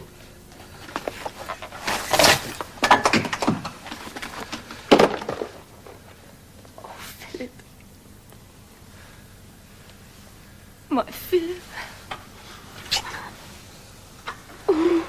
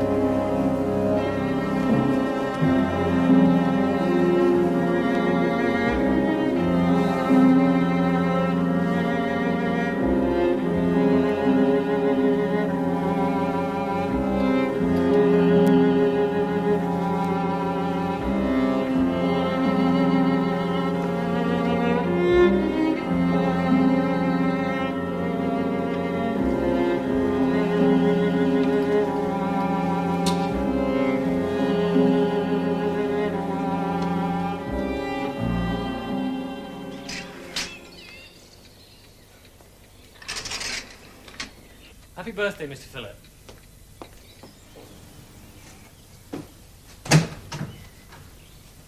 Philip, what are you doing? I love you. I love you. I love you. That is what I am doing. I'm saying I love you. Philip, you shouldn't be here. Why not? Bursting into my room like this. Suppose one of the servants had seen you. Well, they didn't. So don't worry. Philip, please go away. I'll see you later. Aren't you going to wish me happy birthday? Happy birthday.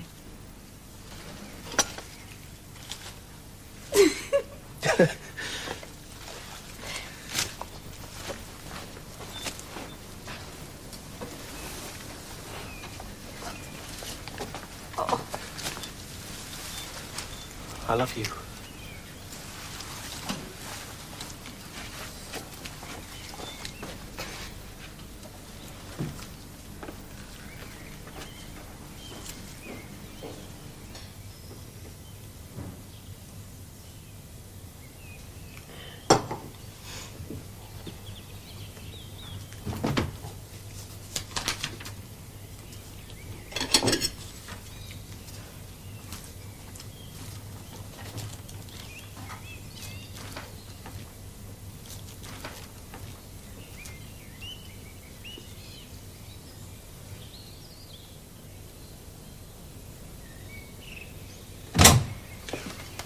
Mr. Philip, sir, may I take the liberty of wishing you many, many happy returns of your birthday.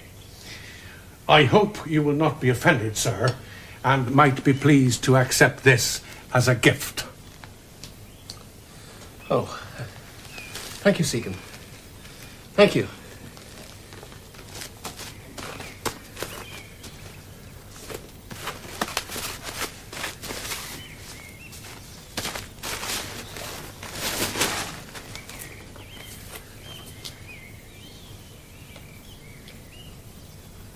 Do you think it does me justice, sir?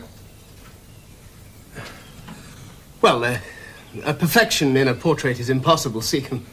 The artist seems to have given a harshness to the features. Especially the nose. I am not altogether satisfied. I shall hang it in a place of honour near the stairs. Ask John to bring a hammer and nail. Very good, sir. Oh, and when he's done that, tell him to pack a luncheon basket for a picnic. I'm thinking of taking Mrs. Ashley for a drive. Oh, but the mistress has gone out, sir. Gone out? Just now, as I was crossing the hall.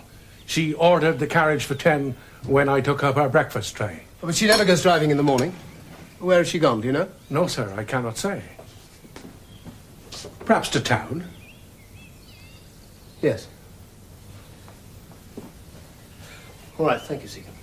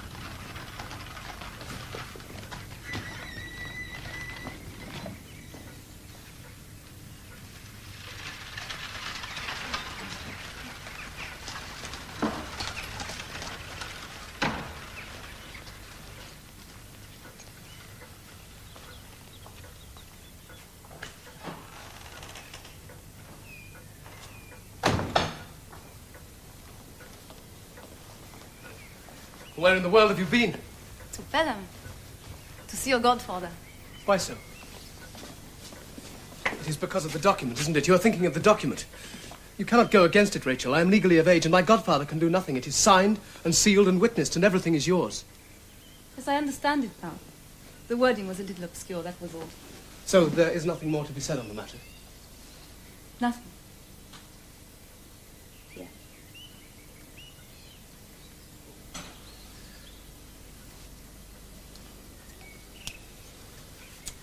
Had I known I was coming into a fortune, the pearl head would have been larger.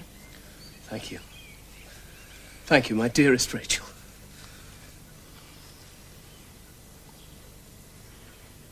You must be wondering why I have not thanked you for giving me so much. Well, there is nothing I can say. I always believe myself impulsive, but you are more so. It will take me some time, you know, to grasp the full measure of your generosity.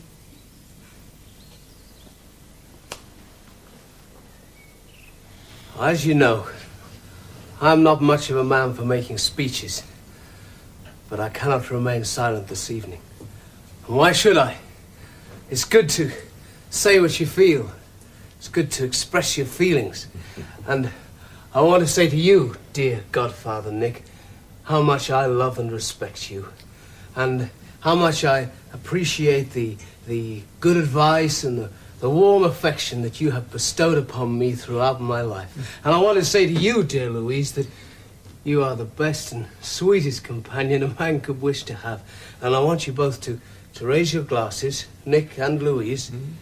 I want you both to raise your glasses and drink a toast to Rachel, who is to be my wife. Philip, have you quite lost your sense?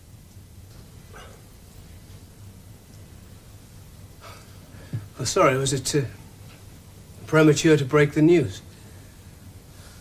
Well, it is my birthday. These are my oldest friends.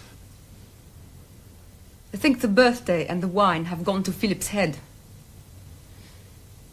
Please forgive this piece of schoolboy folly, and forget it if you can. He will apologize when he is himself again. Shall we move to the drawing room? Do forgive us, won't you? But I think it's time we went home.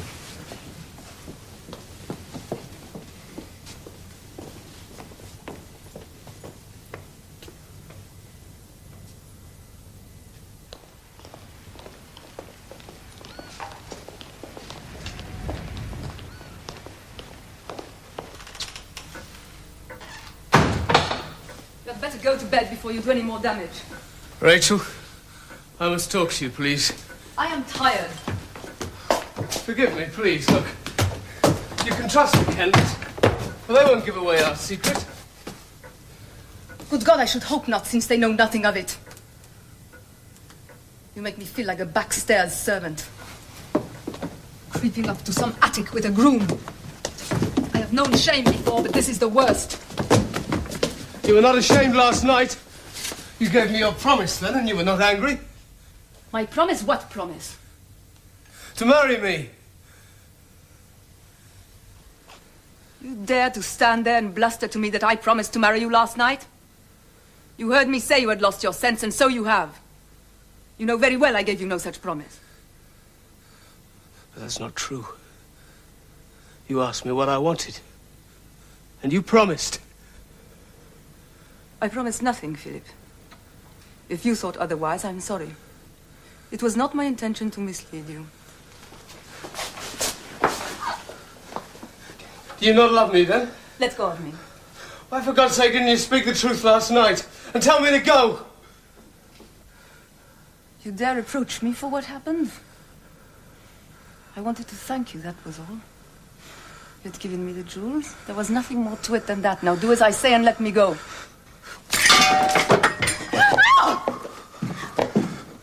Never leave me. Swear it!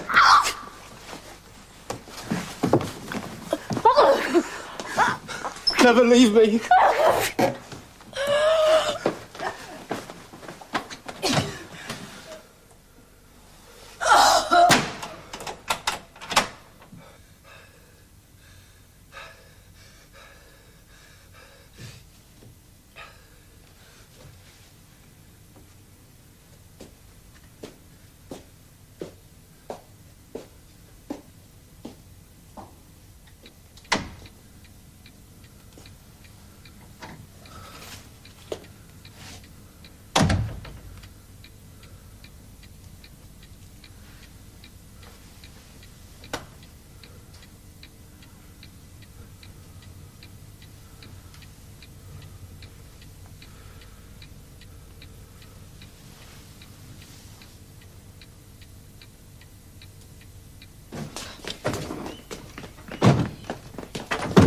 Careful.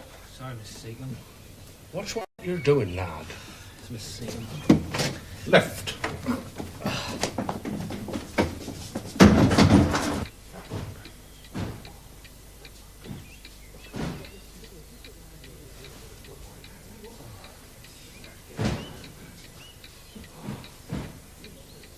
Careful.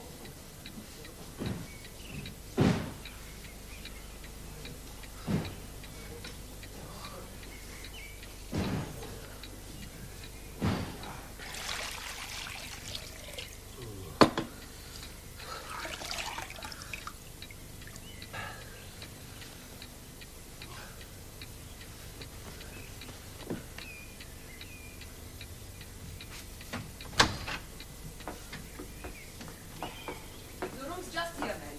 Across the corridor from mine. Thank you, Mrs. Ashley.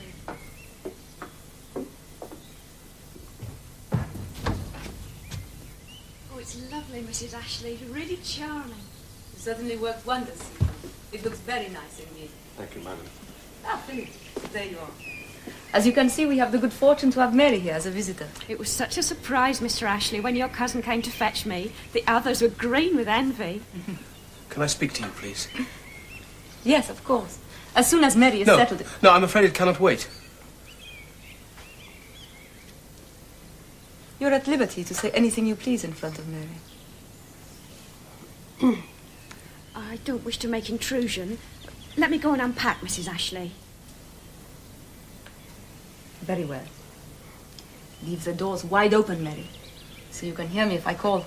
Yes, certainly, Mrs. Ashley.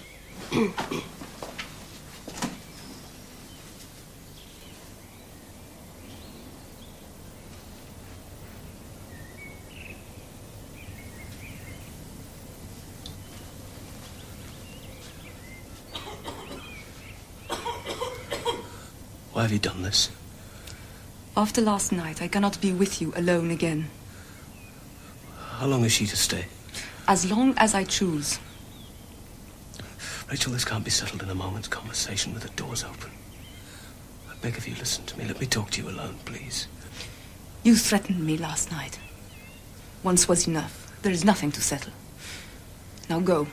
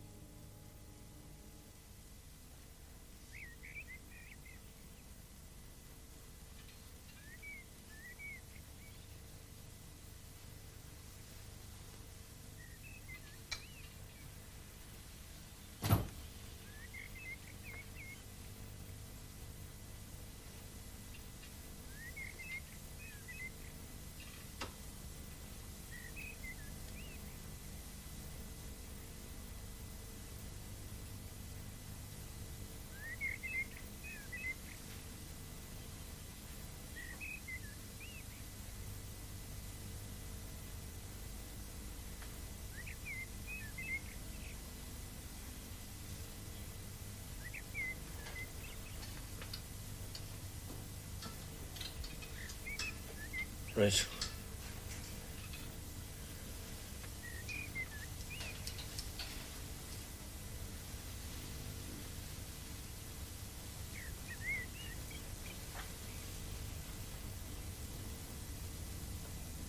I have been ill. You are lucky to be alive. Am I? I think it was your own horse strength that pulled you through. And certain things I bade them do.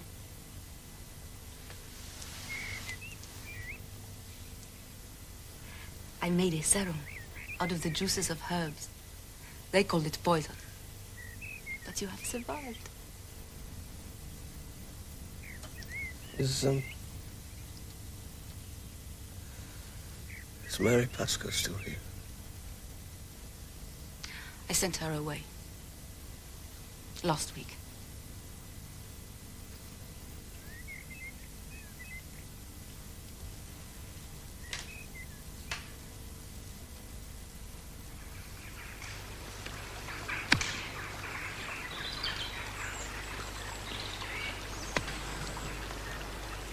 Well, Tamlin. We shall lay a footpath along the bottom, and there'll be that bridgeway going from side to side, sir. They've only just started work on that, of course. It's bigger than I thought. Deeper. Yes, it's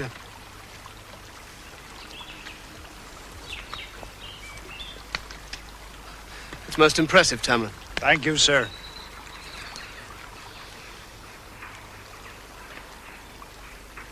Where did you find that? Oh, the mistress had that brought from Italy, sir. We thought we might make a fountain in the bottom. It'd be nice if we could have another little figure up at the other end, sir. Perhaps the mistress will get one when she goes back to Italy.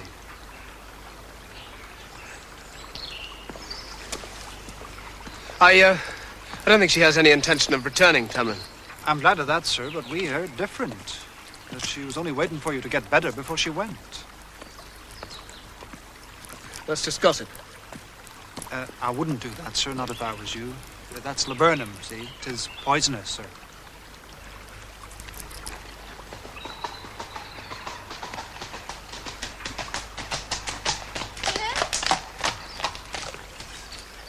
Hello. Hello, Louise. This is a surprise. Thank you.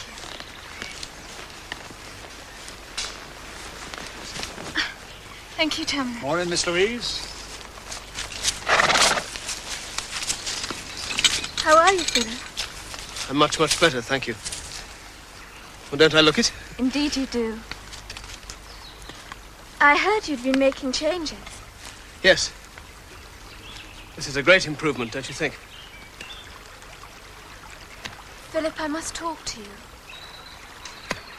Is something wrong? Yes, something is wrong. Well, what is it? Philip, I've been worried about you for such a long time now. I wanted to talk to you after that dreadful birthday dinner, but then you were about ill. Rachel. Please listen to what I have to say. I only want to help you. You set yourself against her from the very start. You made up your mind to dislike her. What about you? Don't you remember what you said about her before she came? You mistrusted her, and with good reason. You must stop this, Louise. If you continue talking,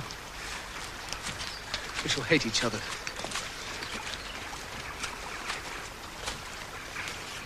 Do you love her then so much?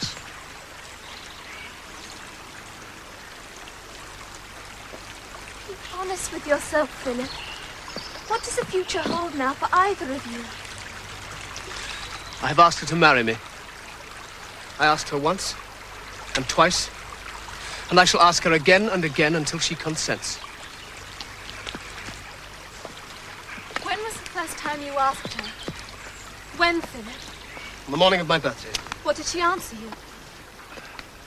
We spoke at cross purposes. I thought that she meant yes, when in fact she meant no. Had she read your document at that time? No, she read that later the same morning. She lost little time in reading it then and driving out to see my father. She did not understand it very well. She understood it when she drove away. I remember perfectly. As the carriage waited and we stood upon the steps, my father said to her, "The remarriage clause may strike a little hard. You must remain a widow if you wish to keep your fortune." And Mrs. Ashley smiled at him and said, "That suits me very well." Stop looking for trouble, Louise. That clause was inserted to safeguard the estate, to prevent any squander by a stranger.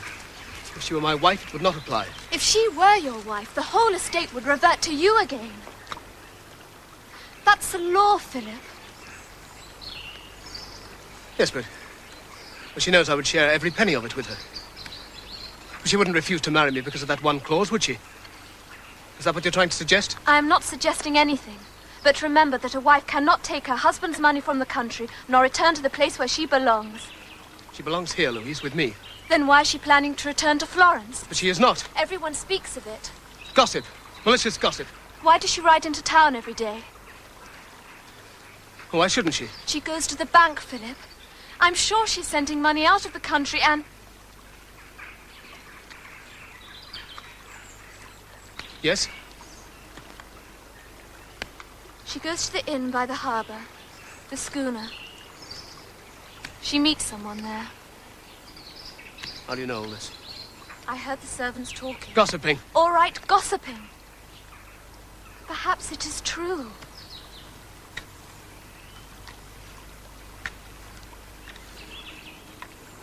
When she goes to this inn, who does she meet there? I do not know. You must believe me, Philip. I do not know.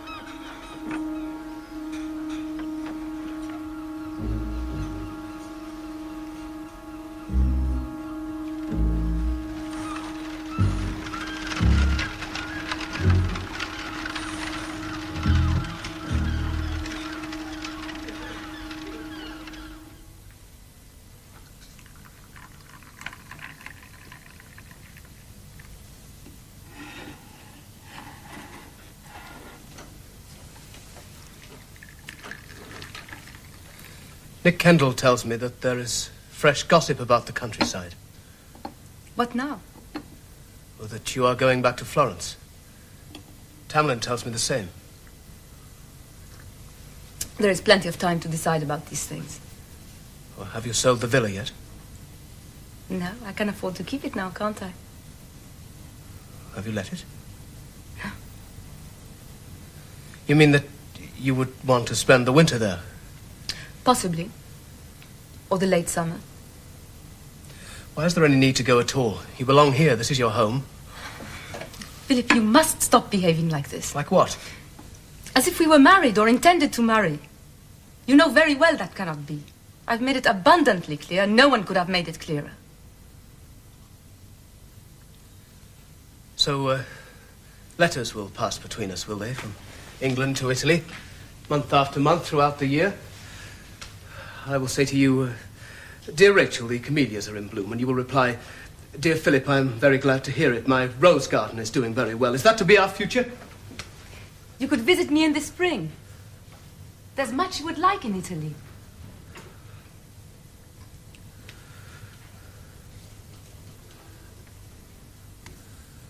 How long has Rinaldi been here? That's my business. Answer me. Very well, for the past 2 weeks. Why is he here? Because I asked him, because I needed his advice.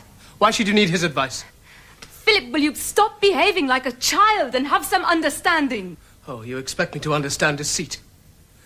You have been lying to me every day for the past 2 weeks, and you cannot deny it. If I have deceived you, it was for your sake only. You hate Rinaldi. If you had known I was meeting him, this scene would have come this soon, and I just could not bear the idea of it.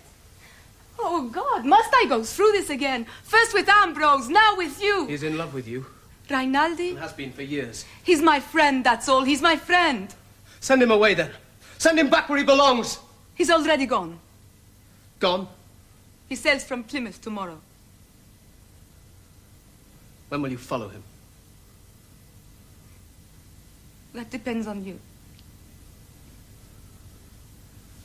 Philip, if only you could be less bitter and less cruel. No, leave me now. Please, leave me.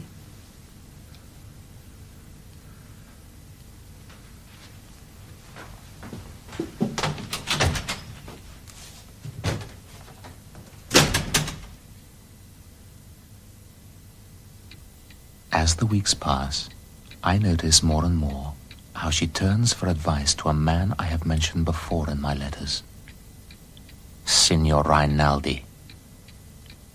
I believe this man to have a pernicious influence upon her.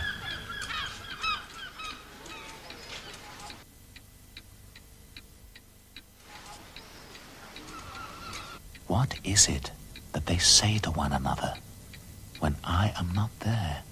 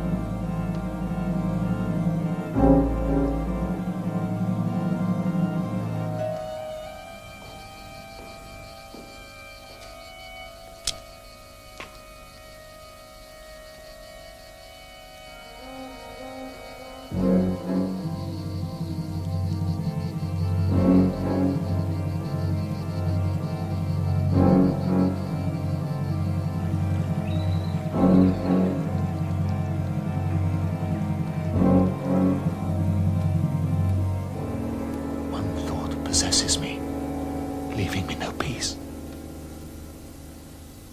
Are they trying to poison me? So sorry you have to leave, Mr. Kendall. Indeed, so am I. But I have a brother sick at Luxillian and promised to call and see him. Oh, I hope he's nothing serious.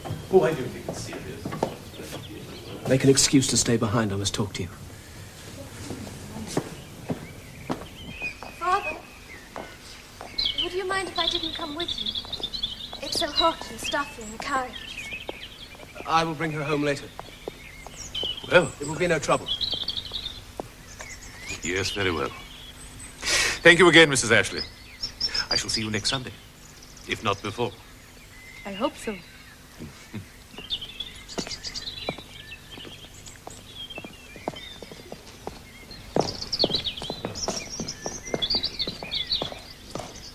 I'm so glad you decided to stay a little longer. We have so few opportunities for any conversation.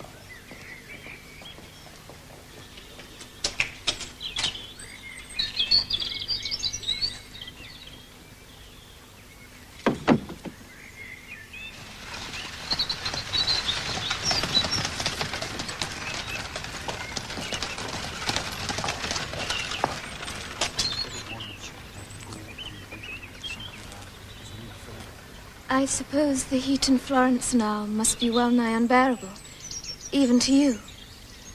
I never found it so.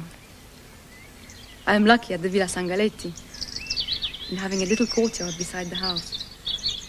It faces north and is always pleasantly cool.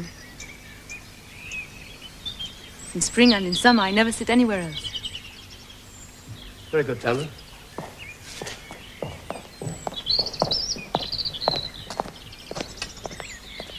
Now, who will come for a walk with me? Louise? If you will excuse me, Mrs. Ashley, but it is rather hot, is it not? I shall have to go by myself then. I want to see what Tamlin and his men have been doing at the sunken garden. Be careful then. Careful? I thought I'd better warn you, sir, not to stand on the bridgeway over the sunken garden. There's only a framework as yet and won't bear no weight upon it. Be careful of walking too long in the sun.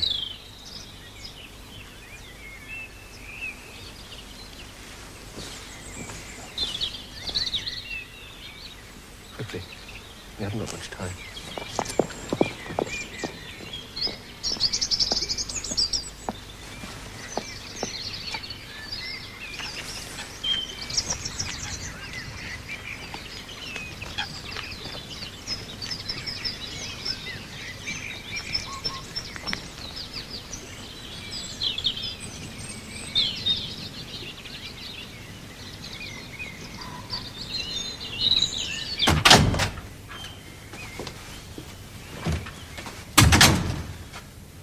You remember that conversation we had last week?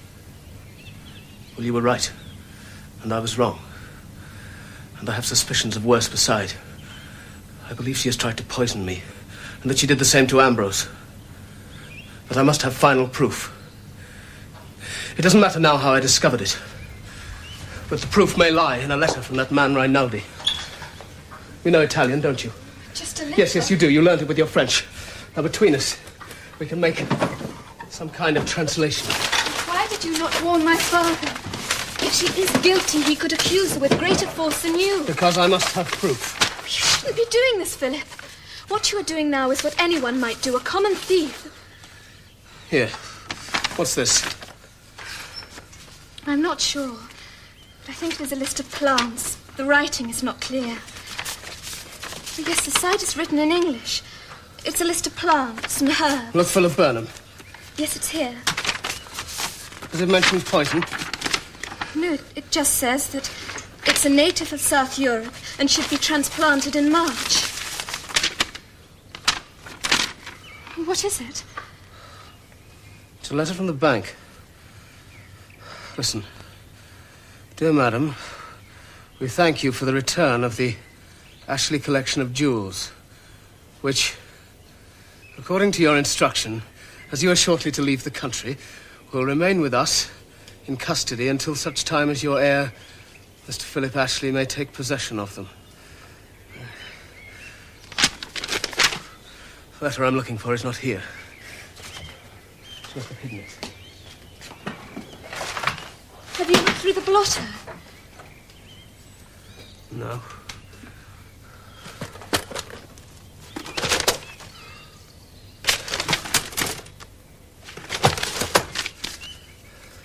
This is it. Here, read it. What does it say? But it is in English. Here, you see, he says, since you have become more English than Italian, I write to you in your language of adoption. I will do all you ask of me in Florence, though I am not sure you deserve any of it. At least, the villa will be waiting for you, and the servants, when you at last decide to tear yourself away. Do not delay too long. I have never had great faith in those impulses of your heart and your emotions. If in the end you cannot bring yourself to leave that boy behind, then bring him with you. I warn you, though, against my better judgment.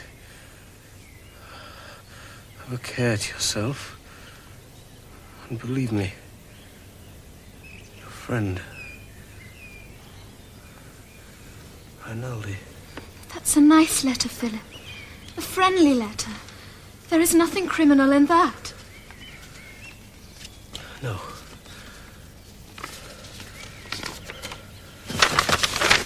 It's Ambrose.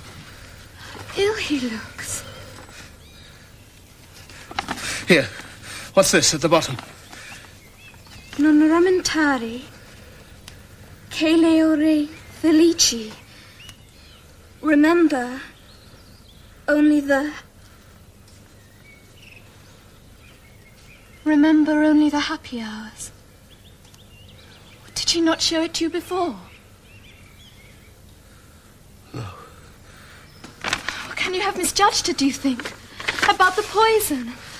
You can see for yourself there is no proof. No. No. There is not any proof. And there never will be. Not now. Not ever. If there is no proof, Philip, you cannot condemn her. She may be innocent. She may be guilty. Yes. Yes, you're right. If she is innocent and you accused her, you would be guilty then, not she. And you would never forgive yourself, Philip. No. Let's go now, please. I wish we had not meddled with her things. Where is she coming? Do you see her? No. No. No!